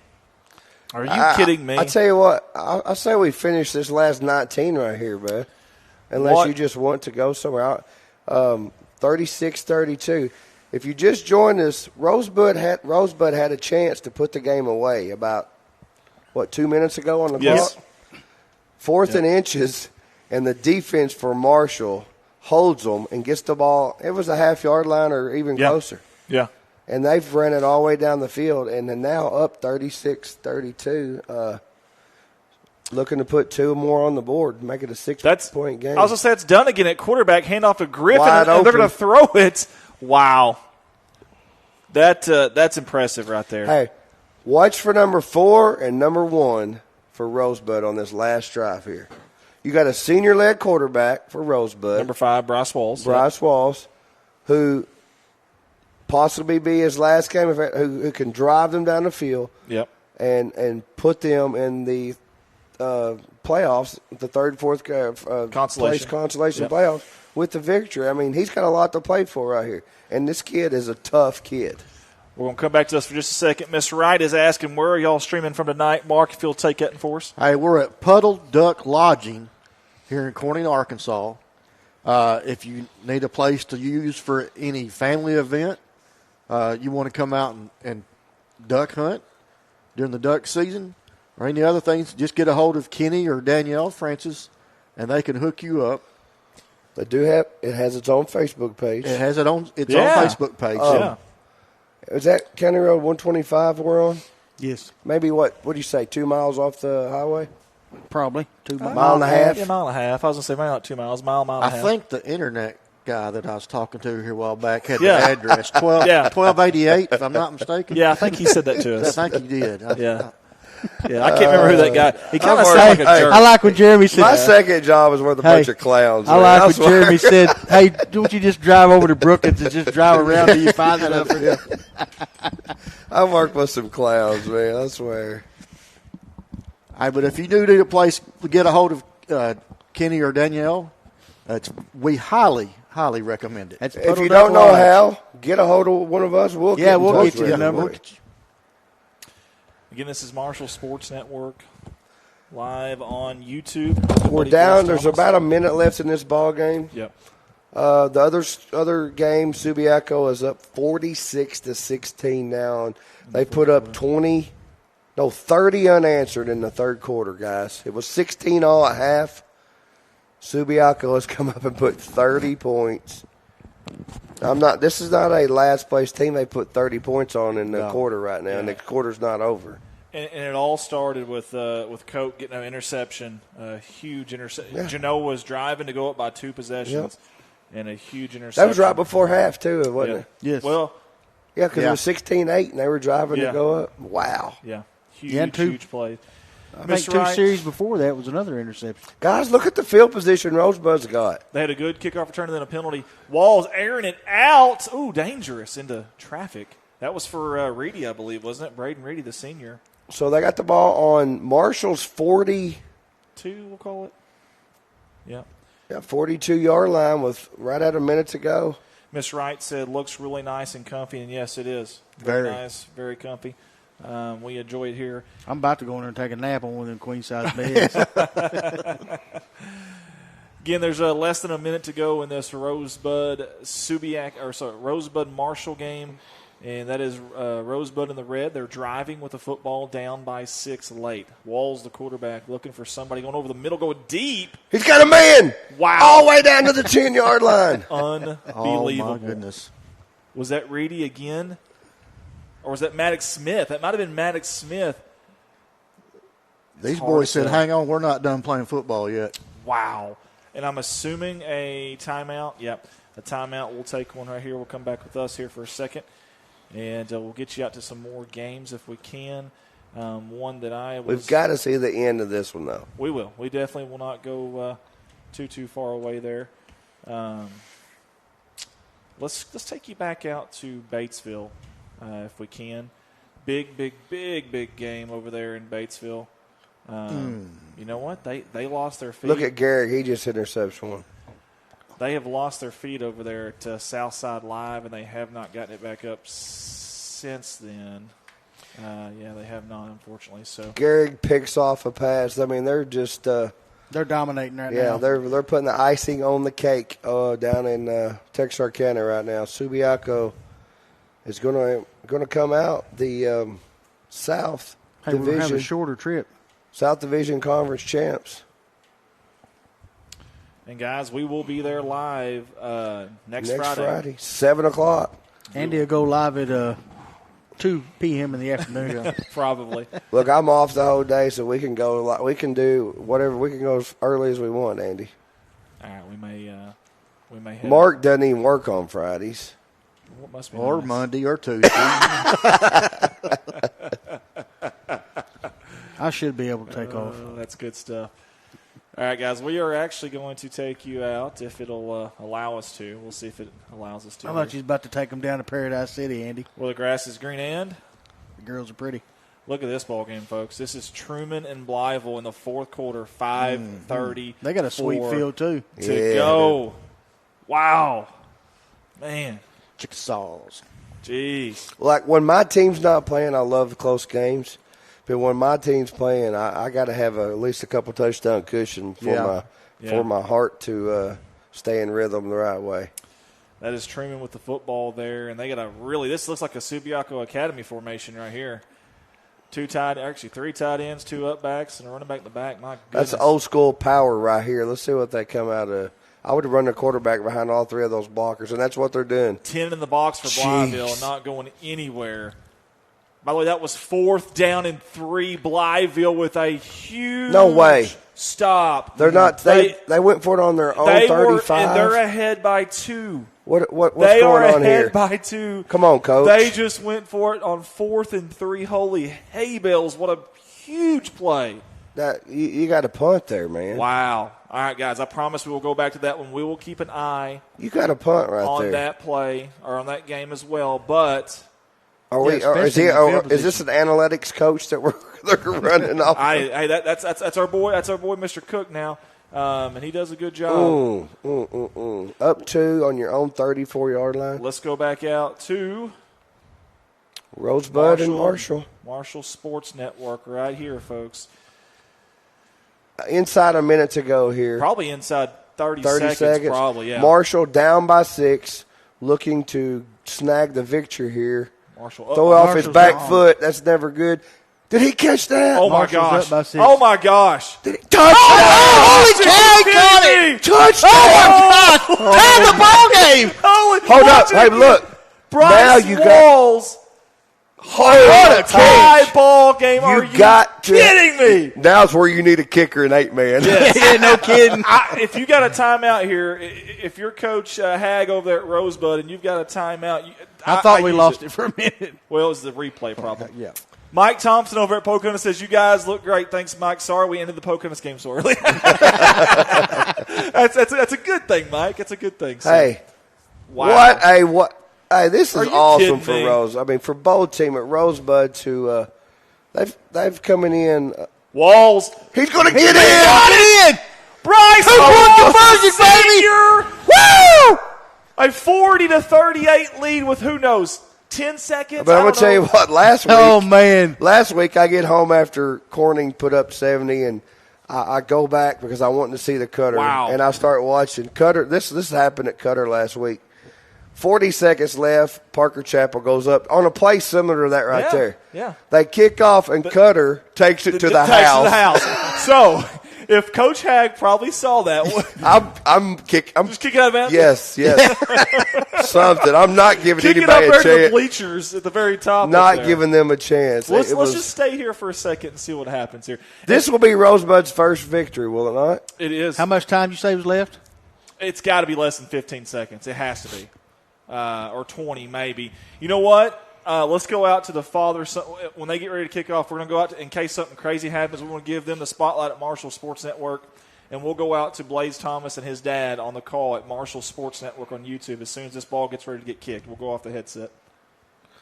Subiaco put another touchdown on the board. Yes, they did. 52-16 now over Genoa. So if your plans for next week is to go to Subiaco, Arkansas, and watch our Bobcats play the Trojans in the opening round of the playoffs. Actually, we're going to keep it here. I think we can play with them, guys. Not working. A little squib kick. Is that Dunnigan with it? Did they get it? Lost it. They recovered it. Oh, my gosh. Rosebud is going to get their first victory on Watch the last week. Here. I didn't even see what happened. I didn't see that. Marshall didn't go get it. He kicked it. No way. Oh, no. Oh, no. That is a tough way to go out, guys. Whoa. Tough. Let's go back to the I think it should be running the clock now. Here Truman game. Subiaco? I think so. Oh, my gosh. Blytheville has went up. Oh, wow. 4:28 to go. They did that in first or second play. It had to be. But I'm still going to I still question on your 32-yard line, 4th and 2, and you line up and power to go for it. Two ways to look at it, I guess. Maybe they don't have a lot of confidence in the punter, or maybe they have a lot of confidence in their offense. I don't know, but either way, it didn't work, and it backfired. And now, you got to play field position. Now you're giving him 32 yards to. If they pick up 10 yards, they're in field goal range. It was 24-22.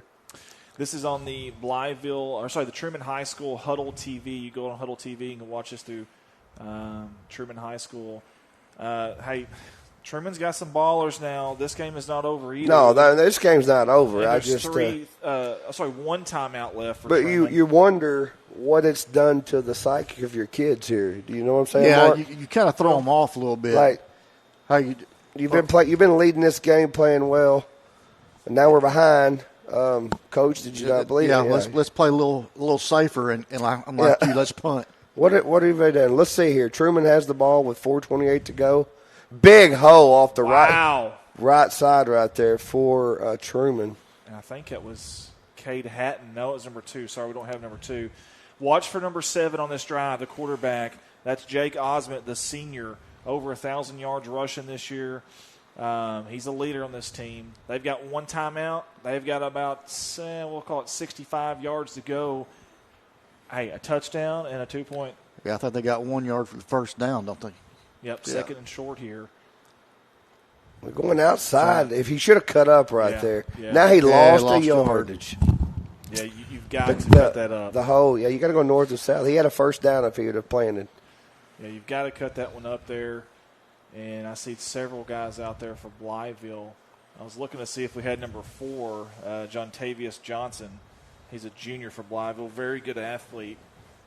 Didn't see if he was out there on that tackle or not. But Hey, Coach Gunner Cook and Company, listen, you're 2-2 in conference here in 3-4A. You get a win like this to go 3-2, knock them down to 4-1. Hey, you got an opportunity here. I don't know how many they take in the playoffs in that specific conference, but this would be huge for them. I mean, think what it does to knock an undefeated team off the in conference right now off that top spot. If you're Truman, final timeout, by the way, for Truman there at the 3:09 mark of that third quarter. Hey, let's talk a little bit right now, if we can. Well, we've got a second. About Bart, since he's not in here. We'll talk about it. Where did Bart go, man? He just leave us? He's doing the dishes back there. We appreciate that, Bart. I want to give some love to our Bobcats again. I know we've talked about them a lot tonight, but I'm going to throw some of these stats out there for you. I'm going to go down. I'm just going to go down the line here. We've got Jason Liu, a senior, 34 tackles this year, a big interception last week, 4 pass deflections. Also caught 2 passes this year. I just want to go through these seniors here real quick if I can. Number 3, Isaiah Hollowell. Zay-Day it was last week.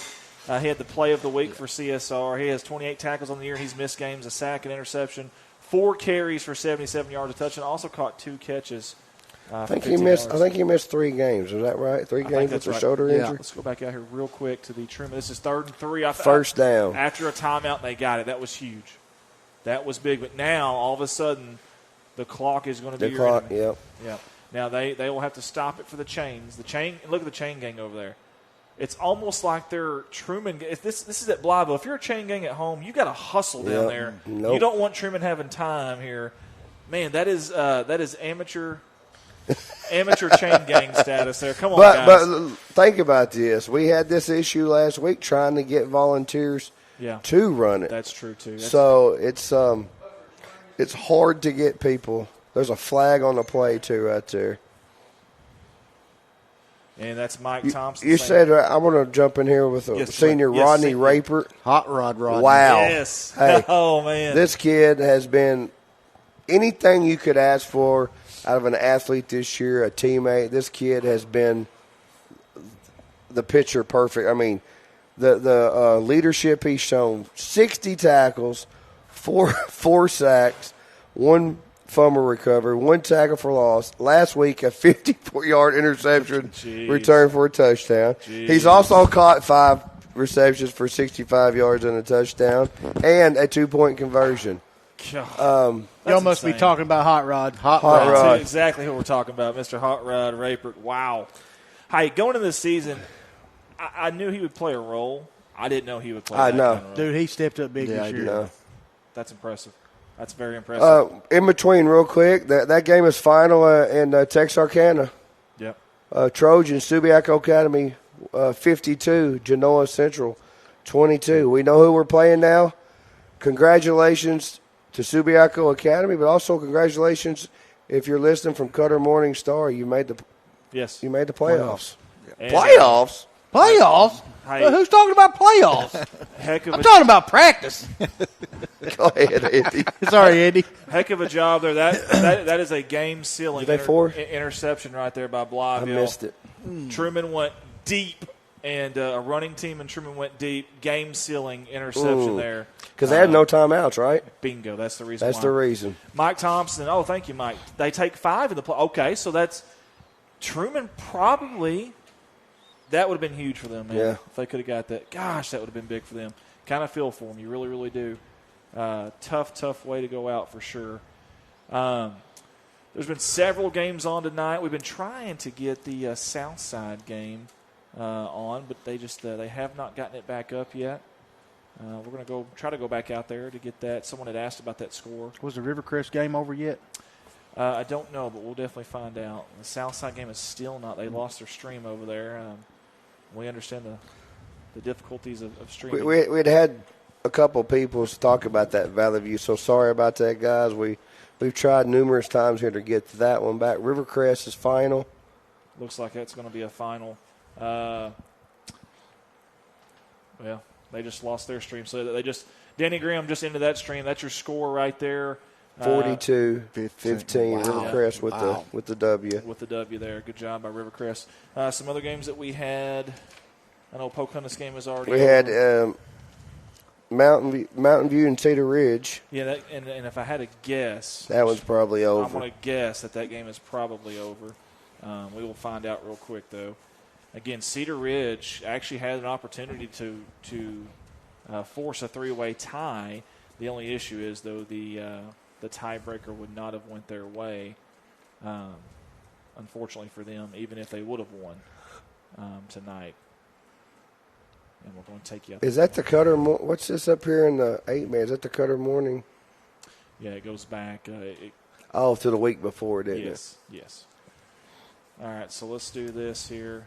We're going to try to take you out to Cedar Ridge if we can. Scott not on with us, Darren Miller, Rich Martin, Chris King, Michael Dale Jr., Janet Allen, Cindy Spence, Eli Mason, Leah Landreth, Pat Morrow, Parker Davis, Crystal Shepard, Darlene Thompson. Plenty of people there with us. We appreciate you tuning in. You see and it looks like the lights are out in Cedar Ridge. I'm going to say that game is over. I'm going to say that Mountain View probably handled business there. They are moving the camera, though. So I hope the electric didn't go out there in Newark, Arkansas. But I thought I'd just seen they got a power Sasquatch plant real close. Yeah, exactly. So we'll try to get a score of that one if we can for you guys. What else did we have tonight, y'all? I'm going to look at some scores and see if I can get some live real quick, guys. Oh, by the way, you see the score right there at the top right-hand corner of your screen there. That is final. 50. There you go, Mark. Thank you, buddy. 52-22. Oh, good job, Mark. Yes, sir. Hey, how about Spring Hill beating Strong right now 14-6 in the fourth quarter of that game? And how about this one? Newport and Melbourne. Hey, we haven't talked about that. Let's take you out to that game. Our good buddy David Black over there with Cable 15 TV in Newport. Let's take you out to that one really quick. The Osceola Walnut Ridge is another one we want to check in, and that's right. We've got a final. Wow, Newport holds on. There's our buddy David Black right there. 18-16. Wow.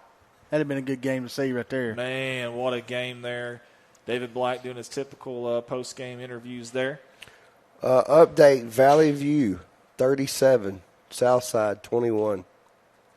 Wow. Fourth quarter. I don't know how much time was left, but Valley View's leading 37-21. And it looks like this game at Walnut Ridge is over, and it looks like to me the Bobcats are going to be the winners. Victorious. 32-22. When's the last time Walnut Ridge beat Osceola, do we know? Wow. Kudos. That's big right there, guys. They're in the driver's seat along with Hoxie. This is going to be brewing up to be a huge. We tried to name it last year the Crosstown Classic or something we come up with. Yeah, hey, think about that. Those kids, but come week 10, woo, that's going to be a dandy. November 3rd, yep. Hopefully, everybody listening is going to be in Mountain View, Arkansas, along with the Corning Bobcats, and we're playing for the state championship. We need to go ahead and apologize to Walnut Ridge and Hoxie right now that we're not going to be able to screen their game. In Mountain View or Hendrix College, depending on what happens. But yes, true, my bad. Hopefully, that would be the case there. Let's see what else we have here for scores. Of course, again, Rivercrest winning. I got a final at Mountain View. Mountain View 57, Cedar Ridge 18. Okay, there you go. Hoxie final. Hoxie 41, Manila 7. There we go. Jerry Wilson says, great job, guys. Who's EPC playing tonight? EPC got Mariana. I got that one. Yeah, their stream just was not showing anything on it, unfortunately, scoreboard-wise, so we didn't know. I've got EPC 54-6. Dang. Wow. And how about up here in Northeast Arkansas, but in a much higher classification, Jonesboro went on the road to Little Rock Southwest, 27-12 right now in favor of Jonesboro, the Hurricane, up big there late in that game as well. I was interesting to see, and I don't guess we could have found it. It's not on here. The Strong Spring Hill was a top 3 matchup between in the sanctioned division. They were winning. They were? Yeah, we talked about that. It was 14-6 in the fourth quarter. That was a number 2 ranked team and 3 ranked team in the sanctioned 8-man behind Rector. Strong was second. Spring Hill was third in the rankings over there. Yeah, and I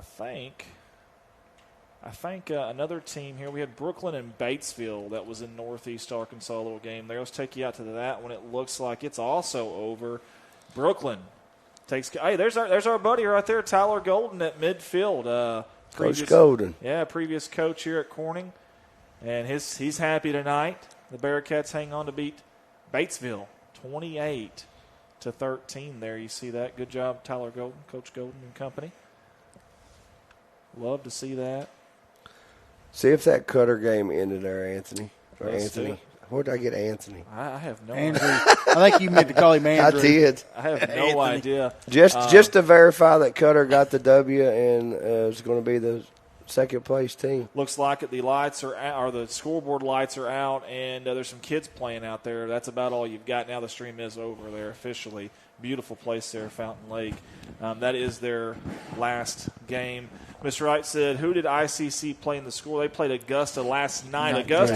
Augusta's off school today, so I guess in AAA you cannot play on a. Could you say that again? Off school today? Yeah, they didn't have school today. And Look at you. So Augusta didn't have it. So AAA's rule is kind of the reason why we're not playing at FedEx Forum this year. You can't play on a Sunday, and you cannot play on a day that's you don't have school. So my understanding is that's the reason why they played last night. ICC won that one 64-16. Yes, sir. Right? Yes, sir. 64-16 was the score on that one. And do we have any more games that we can think of that's still going on? Anything that we can think of? I'm going to go do some NHF. I think most of it's probably over. Yeah. Or close. Hey, a team that upset tonight, a team that's not in Northeast Arkansas, but scrolling through the scores, number 8 team in the state of Arkansas, Shiloh Christian was beaten by Farmington 29-28. Wow. That's a heck of a game. Yeah, it was. Yes, that is. That is interesting. You sure that's not volleyball? We ain't seen no games like that this year, have we? No kidding. I actually we were watching a little bit of basketball earlier on. Actually, the Pocahontas game did go final. If somebody did, somebody Mike said that. Okay, yeah, he said sorry for ending it early, and that was kind of just a nod that they had a heck of a game. So they've turned it around. That's 3 right now for Pocahontas. Yeah. Spring Hill did not have a stream tonight. I've looked everywhere for that game. Cannot find it on a stream. McLaughlin there, ICC had their – yes, that's right. Thank you, DeAustin. We appreciate that.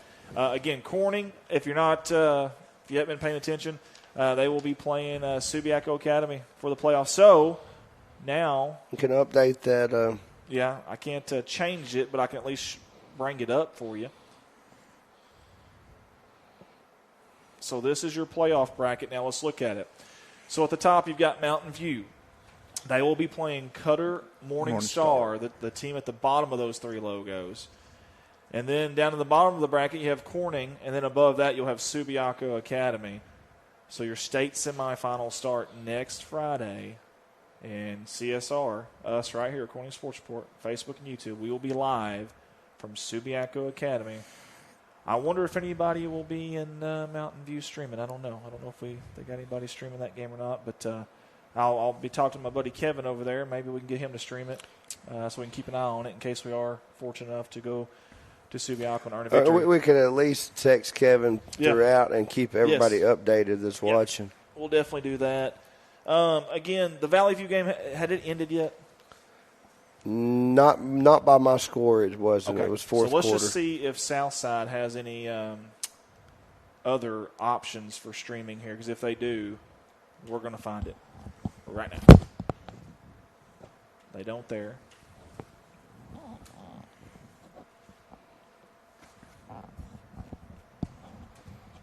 Hey, while we're taking up some airspace here, I want to thank Andy for putting all the papers together. I know him and Jeremy are your football fanatics. Me and Bart are here for our looks. That's right. And fill in. No, I don't want to make sure I don't get any credit.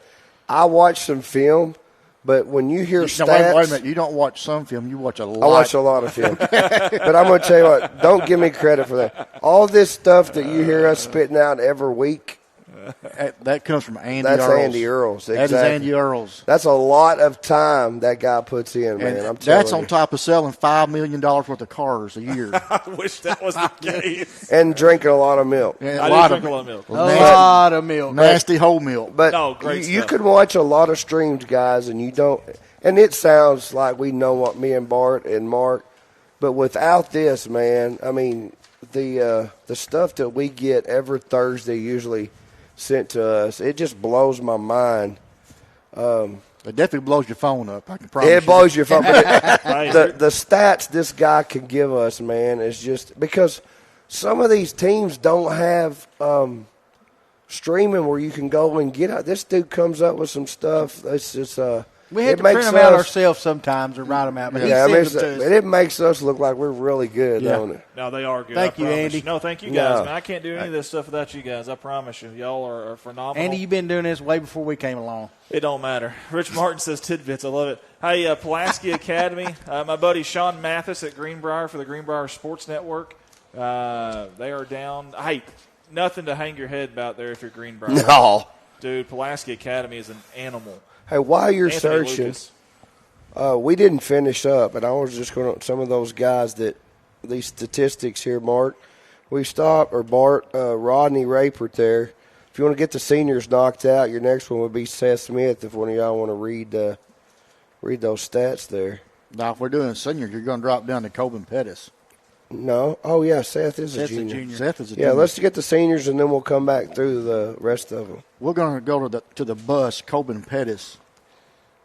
17 tackles, rushing 61 carries for 430 yards, 4 touchdowns, passes 7 out of 15 for 58 yards, 2 touchdowns, 1 interception, receiving 3 yards.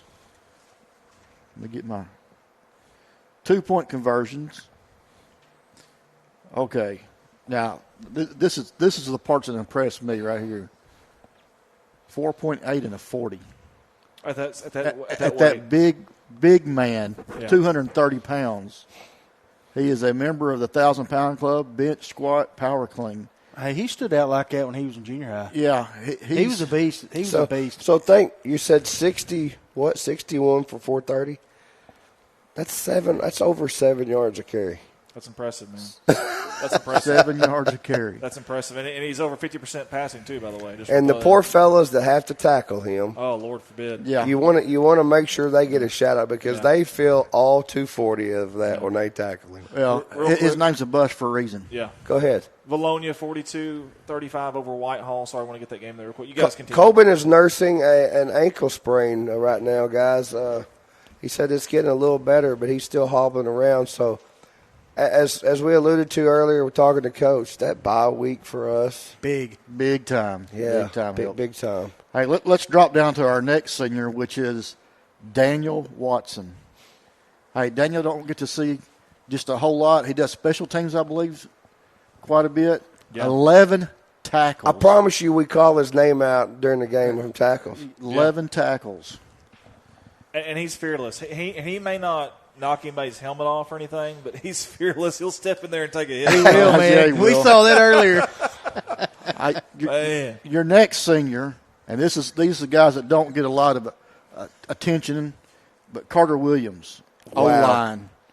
You know, they are the ones that open the holes. The Corning Crushers. Yeah. That's right. They're paving that road.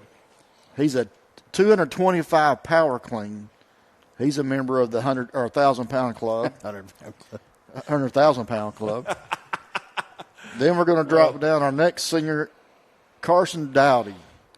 He's another O-line, another one that will help open the holes for your running backs. Before you leave him, remember, sophomore blows out a knee early. Mm-hmm. Junior blows out the other knee. Yeah. Look, I'm going to tell you something. Having to do that to you, I'm probably just as a lineman. Yeah, big boy. Yeah.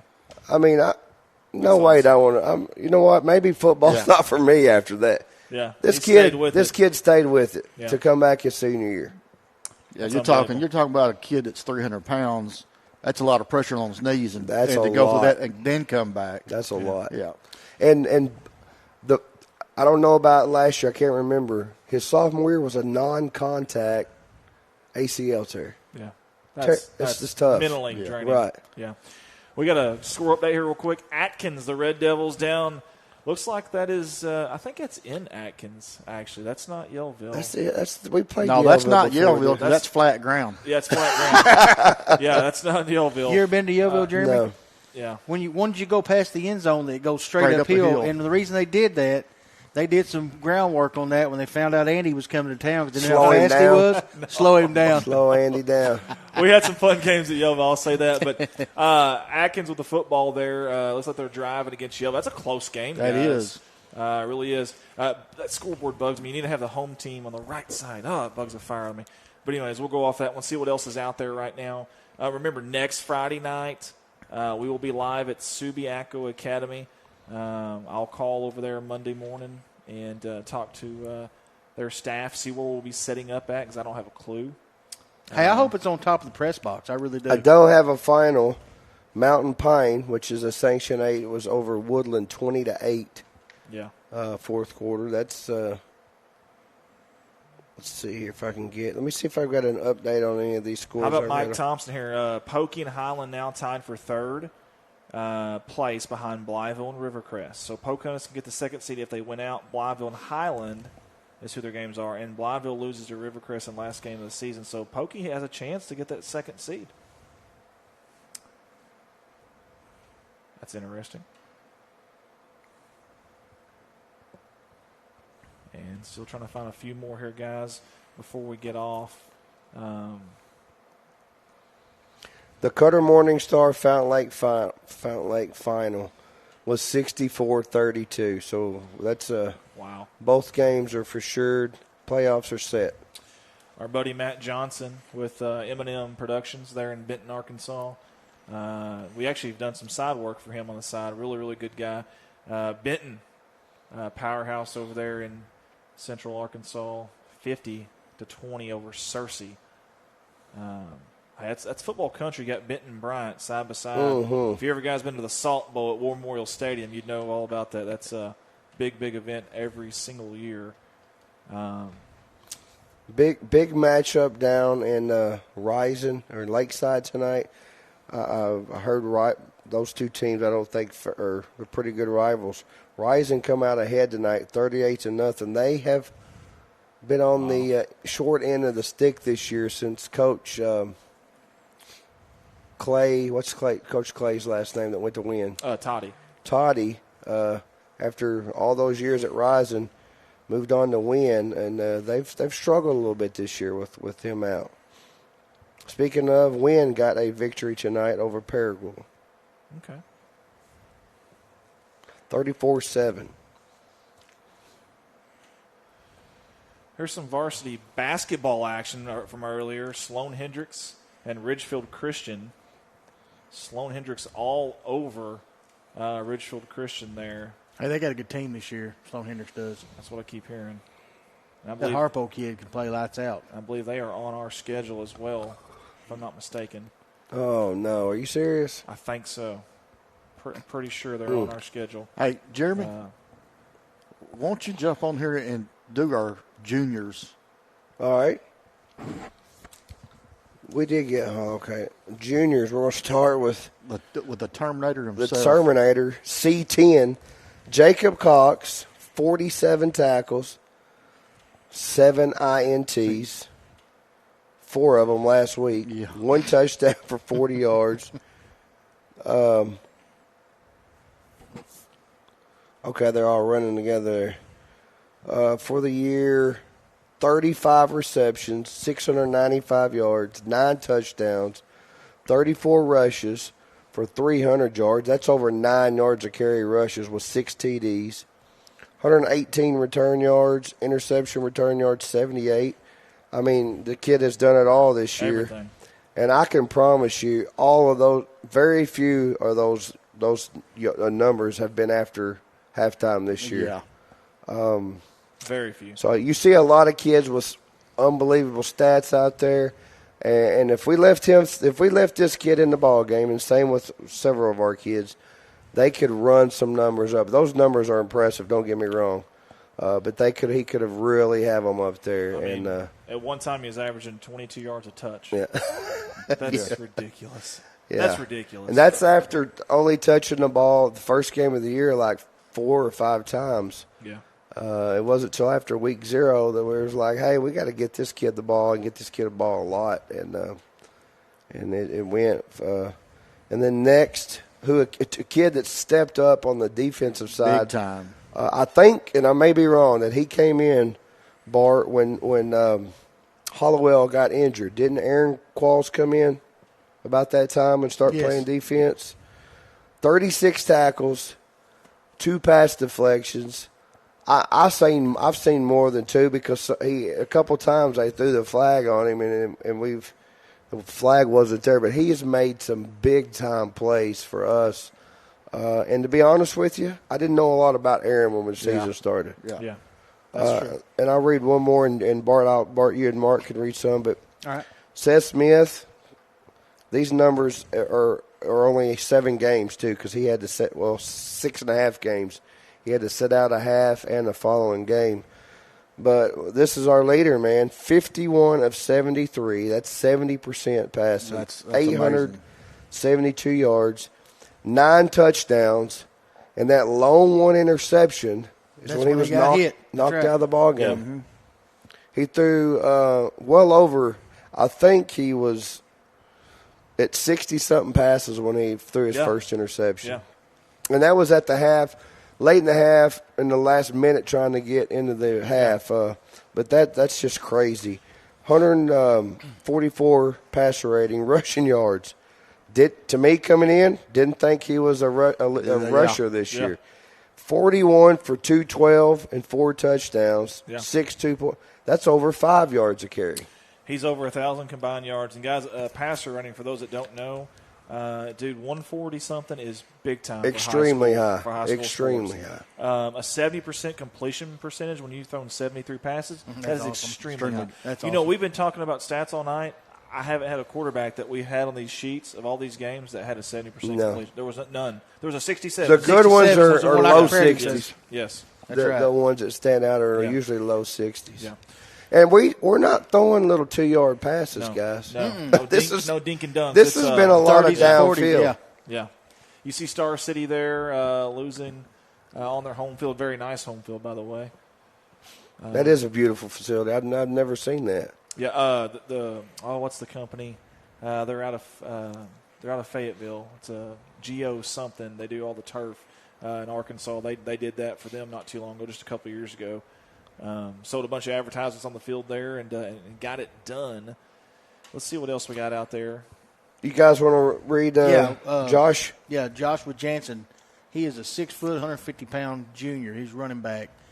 He's got 16 tackles, 1 forced fumble, 1 pass deflection. He's got 10 rushes for 125 yards, 1 touchdown, and 1 2-point conversion. You say he's 150 pounds, but he plays like he's 350 pounds. He will lay you smack dab out. Hey, Jeremy pointed it to us this week. Remember, Andy won in the group chat. I didn't even see it till after they said something about it, but on that touchdown Hollowell run, Jansen knocked 2 guys on their butt. It's like bowling pins. He did, man. He's doing a great job for us this year. Go ahead. That tells you a lot about a kid, and I saw Kosh do it too. When you're not getting the ball, a lot of kids, I don't have to do nothing. You're right. But both of their blocks on that play sent Hollowell to the house. Our next junior is none other than the Moose himself, Hayden Cox. Moose. Now, you're talking about some impressive numbers. 50 tackles, 4 sacks, 2 pass deflections, rushing. 3 forced fumbles. 3 forced fumbles, yeah. That helps out a lot right there. Rushing, 45 carries, 318 yards, 7 touchdowns, 7 2-point conversions. That is he impressive. looked like Barry Sanders the other night. Yeah, he did. Those tackles, guys, too. That's coming from an interior lineman. Yes. Yeah. Not a linebacker, not a defensive end. A lot of times he's getting hit double teamed, something at least chipped on. I mean, he's been crazy lights out playing the interior. I didn't mean to interrupt you. Go ahead. You're right. Our next one is a sophomore, and he's been getting a little playing time towards the end of the game. He will help out some next year. Is Owen Burkhart. I think he's finally figured out how to lower that shoulder. Yeah, they got him listed as a senior, but he's a sophomore. He's a sophomore, yeah. Rushing 2 for 6 yards, 1 2-point conversion. The last 2 weeks is where he's got some playing time. Yeah, he's getting a little experience. Now, we done went through the bus. We're going to drop down the next guy because he's been impressive the last couple of games. You ain't talking about Rowdy Leonard, are you? I am. Rowdy Leonard. Rowdy Leonard, 39 tackles. And those were sacks. the other night. Yeah, pretty much all in one game. One game. and a block punt there. And he's, like I say, a sophomore, guys. He's a sophomore, exactly. Well, I guess what stands out when you see, and this has all been in the last few weeks, but when we mentioned him to Coach earlier, you could hear it in his voice, could you not? When we were talking to Coach Shelton at halftime, he was excited. When we mentioned Bailey Leonard, it was just like the motor never stops, man, and he's very respectful. Oh yeah, absolutely. I loved, honestly, that interview with Coach Shelton was awesome. I'm going to tell you who I think that he's only a junior, but we've talked about him last year and this year because he started last year on the offensive line. You wonder if Bailey hadn't watched the way Cartwright plays.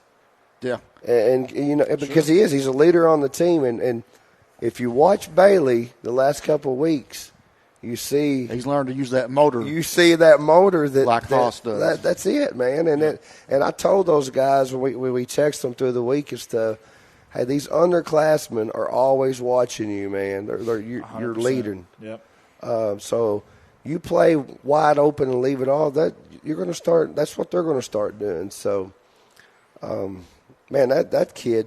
That's another one I really didn't know that well. Yeah, I'd heard of him.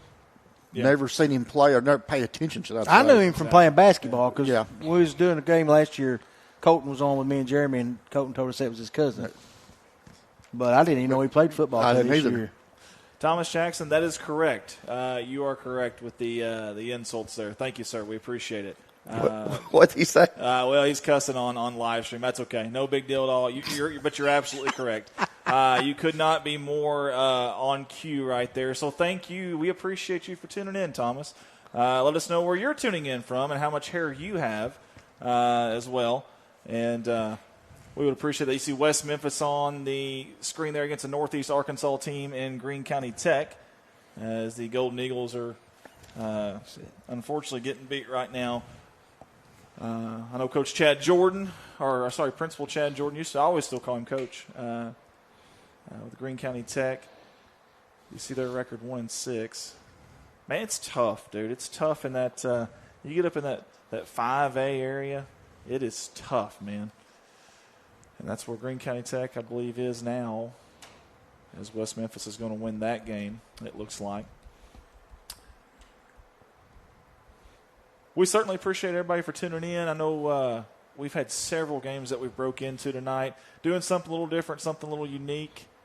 I'll tell you another good one tonight. That would have been a good one to watch anyways. This right here, Booneville ends up winning it by 10, but two very good programs right there, Charleston.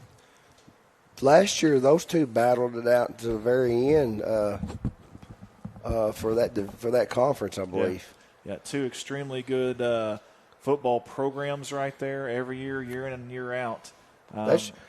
Boonville's your defending champs, aren't they? Didn't they win it all for 3A? I don't know. They did make it to the championship. I'd have to go back and look, but they've got a kid that plays linebacker and running back that's back this year that's stout too. Charleston, good program as well. So really good game right there, obviously. Love it when two powerhouses like that kind of go at it. All right, guys, I think we're about through all the games we could possibly go through. man, so much to cover tonight. The biggest thing, obviously, Subiaco Academy beating Genoa Central tonight. And, again, for the bracket, we'll do that one more time here for you. Mountain View at the top. They will be playing Cutter Morning Star. That'll be an intriguing matchup to me. Mountain View's stout defense against a guy that airs it out all over the place. That'll be really interesting. But to mention that, Mountain View was averaging high 40s. Yeah. And I'm not cutting Cutter, but they have given up some points this year. Oh, I know. They definitely have. But here's the thing. I mean, you've got to score to beat Mountain View, and Cutter can score, so I'll at least give them that. I'm going to tell you what, the last 3 weeks, the momentum that Cutter Morning Star is riding with, who knows what can happen. You never know. And who knows, this week in practice, Lord forbid it happening, but you never know. You might get a kid that gets sick, doesn't get to practice, maybe misses a half, whatever. Maybe that night some balls they don't fall your way, some calls don't go your way. Who knows, man? You never know. I mean, honestly, there was one drive in that Genoa game that probably completely turned that whole game. Yeah, right there. That'd have been a 2 touchdown. Two touchdown lead going into halftime with all the momentum. Dude, who knows? Interception, they went back and tied it up. Who knows? Then on the bottom half, of course, Subiaco Academy will be your team there in the 1 seed against us, Corning. Remember, this is semifinals, so you win your semifinal playoff game, you will be playing for the state championship game on November 3rd, which will be Friday. Again, if it's 2 of the same seeds, equal seeds, it'll be played at Hendricks College in Conway. If not, the higher seed will host that state championship game. I don't have a problem going to Mountain View and beating them on their home turf. I like it. We got to get there first, though. We're going to get there. Let's get there, baby. We're going to get there. Let's get there first. I'm excited, obviously, about next Friday. Intriguing matchup. I'll say this. Genoa Central showed me something tonight that I haven't seen a whole lot of. They were moving the football very, very well against Subiaco Academy, and it didn't matter. I mean, Genoa we think of as a running team, but they aired it out and looked really good doing it, honestly. I mean, they really did. And listen, Seth Smith is back at quarterback. He's healthy. Man, 70% completion percentage. I like what I saw there. Now, the only other side of that is Subiaco probably didn't even play their best game. They scored over 50 points. There was a 5-minute span after halftime, the way they come out, and Subiaco got the ball and scored. I don't know what it was because they were only down a touchdown. Yeah. You saw the body language change after that opening drive, the second half. It looked like to me. And then a 5-minute span where the ball, they couldn't get any bounces. It just turnovers. I think our front four on defense will get to the quarterback a lot more than Genoa did. Well, it's going to be tough because you've got, assuming they run the same offense, you're going to have, first of all, a very beefy 3 linemen. You're going to have 2 tight ends and 2 up-backs. But it's going to be tough. But like Coach Shelton said, he loves our D-line. He loves our front four. And maybe not every guy gets back there, but maybe one guy gets back there to disrupt it. To me, against that offense, you've got to disrupt them, not from the outside in. I think a lot of people think you got to crash your ends. But it's got to be inside out. Yeah. It really does. You got to remember in kickoffs we were always told stay in your lanes. Sure. Against them, you got to stay in your lane on your deep. If you're outside ends, you have to brush more up. You go in, he gets to the corner. Yeah, he's gone. It's adios. Well, and another thing too, we're not talking about linebackers any, but if you're a linebacker, if you get the one-on-one with him, with Coke or Gary or Monroe, we see him tonight. You've got to make that tackle. Yeah. You can't have a missed tackle. They will spin and make you look like a fool. They gone, and they got speed. All of them do. So it's going to be really, really tough. I like the idea, the mindset going into it. Hey, defense, we don't have to be superheroes tonight. We don't have to do the impossible tonight. Let's just get 3 stops. Let's get 4 stops. Let's just start there. Give our offense a chance to win this game. That's how I would look at it. Genoa started off back-to-back. Yes. Yeah. The first half, Genoa, if you take away that interception at the end. Hey, there was another interception before that earlier. I don't know if you could have told them this is how it's going to go.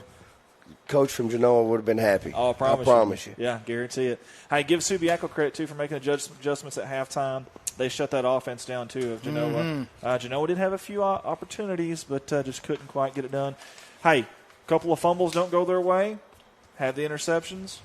Dude, you can't do that against good teams. No. You cannot. You have to take care of the football against good teams. Credit Subiaco Academy. Guys, it is 10 o'clock. Good time to put her to the end, isn't it? I think it is, my man. I think a bunch of old age balding. Yeah. What do you say? Jeremy getting a little thin right in there. 4 extremely balding dudes. Thanks, Thomas Jackson, with a I can't tell. It looks like a pale, constipated Billy Goat picture as his profile. Always a clown amongst the group. That's okay. Nothing but love, Thomas. Thanks for tuning in the comment. I think we're going to call it a night. Anybody have anything they want to say before we get off here tonight? I do. Go Bobcats. I like it. We definitely want to thank Kenny and Danielle Francis for the hospitality of using the absolutely Puddle Duck Lodging. Once again, we want to give a shout out. Hey, you need a place to use for a family event, or a place to stay, or a place you just want to come and get away from your wife. Oh, yeah. You shouldn't have said that, dude. Jeremy, why would you I say didn't that? say that. You didn't say that, and Bart didn't say that. I want to make sure that Nicole knows that my brother said that. I didn't. Hey, nope. Nicole's we can come out here and watch the Super Bowl. Nope. Yeah, we'll come out and watch the Super Bowl. I guarantee you my wife's not even watching. She's like, Mine's not either. Just go do what you want to do. But yeah, no, hey, that's right. Hey, come out here next Friday night. Rent the place out for the night. Have you a little shindig out here? I mean, if you got birthday parties, you got 10 kids. Get out here to do some fishing, some paddle boats. I think it would be a cool idea, but this is a neat place out here. I like it. Also, they've got an actual legit poker table over here too. So if you're into that thing, we're going to go live next Friday. But I want to mention again, 54 sponsors this year. Yeah, that's huge. Without you guys, we couldn't be here. We couldn't have brought it every week, but also we couldn't have been here tonight doing what we're doing. So thanks to everybody for that. And I'm going to end mine, and you guys can go. But go Bobcats. Let's go get a W next week. Absolutely. Yeah. Vernon Grove says, good job, CSR, as usual. Thank you, Vernon. Hey, I'm not there. If you can't make it to the game, which I know it's a long trip, please tune in and support us. And share. Yes. And share. And share. Even with Thomas Jackson, because he'll want to know how we're doing. He will. TJ there will want to know how we're doing. Yeah, I hope he does. I really do. Hey, and I hope that he has an opportunity. I hope Thomas Jackson has an opportunity to tune in with us the next week, because if we can win Friday night. Come on, guys, TJ. I don't know if baby. don't know if y'all realize this. If we win Friday night, our Bobcats are playing for the state championship. Yeah. How's that sound? That'd be sounds awesome. That sounds good. You thought I was high the week of the Mountain View game for the conference championship? We play that week. I'll be ready to tackle some folks. Hey, we'll go tailgate.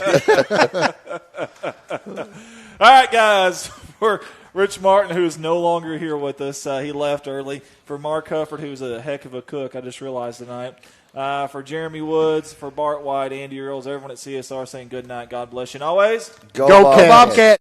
So, yet again, a CSR sponsor, and we sure do appreciate Miss Kathy Goodman, the owner-operator there. Hey, Goodman Drug Company, serving Clay County since 2011. They are more than just a pharmacy. They are a family.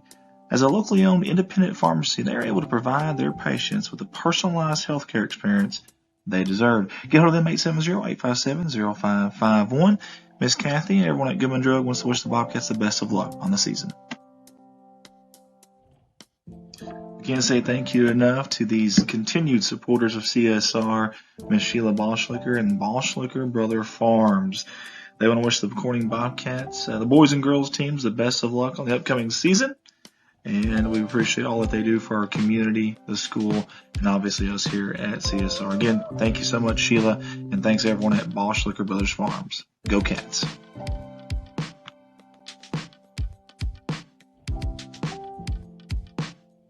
Thank you, Mr. Zach Brown and Zach Brown Farms on the road to success.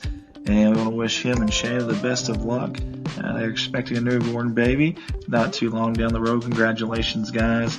We also appreciate your continued support, not just with us here at CSR. We also recognize you guys support the town, the community. They're big in certain events there in the community as well, so we really do appreciate that. But again, let's give it up for Zach Brown Farms on the road to success. They would wish the Bobcats the best of luck on the season. Everybody at Corning Sports Report wants to say thank you so much to everybody at Watson Oil Company right here in beautiful crime-free Corning, Arkansas. Obviously a fuel supplier here in Corning, but more than that, especially to us, they have been behind us 100% from day one, and we really, really do appreciate it. I love the family photo too. That's awesome. Tight-knit group there, and I see some athletes in that photo too. You can find them at 406 Southeast 1st Street, right across the tracks there in Corning, Arkansas, or get a hold of them at 870-857-6366. They want to wish the Bobcats the best of luck on the upcoming season.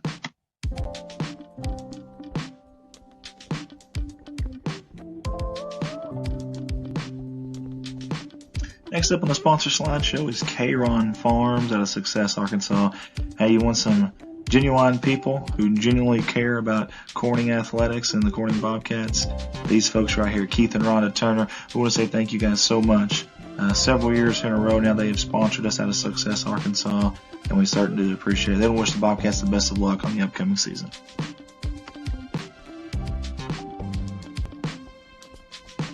How about Wiedemann Farms in Corning, Arkansas? I want to say thank you to Larry and Miss Mary Wiedemann, and for all they do for us here at CSR. They've sponsored us since day one and have not wavered. They've been there through and through. You can find them at 561 County Road 131 there in Corning.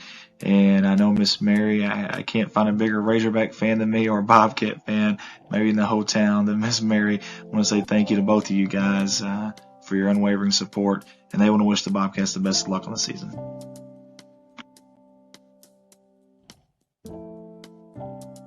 How about the Wiedemanns? That's right, Jeremy, Amanda, Jaden, and Kylie. Extremely good to us here at Corning Sports Report, and always very supportive of not only the Corning Bobcats, the high school, but also the city of Corning as well. A star-studded MVP type of family here. Love their graphics here. Big thank you to Amanda for always helping us out with this, and always answering any questions that we may have. Always supported us since day one, and it does not go unnoticed. The Wiedemanns wants to wish the Bobcats the best of luck on the upcoming season.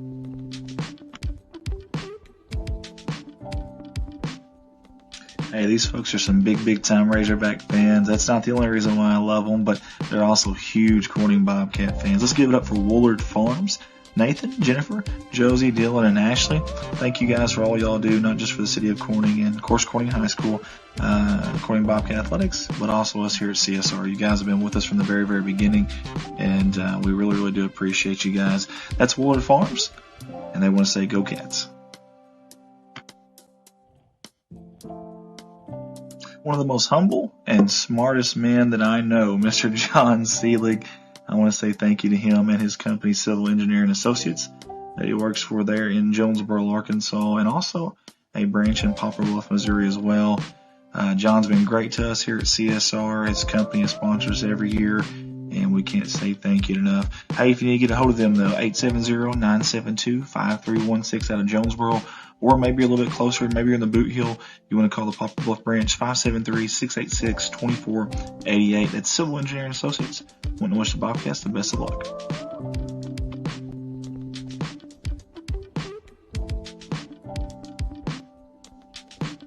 Yet again, the same name, same faces here, Jerry and Linda Turner for Jalen Farms. Thank you guys so much. You're always so nice to me. You've done this every year with us, and it means a lot to us, the support you give us here at Corning Sports Report. They don't ever care what we say about them or what it is. They just want to support us, and that means a lot. So let's give it up for Jalen Farms, Jerry and Linda Turner. They want to say, go, Cats, go.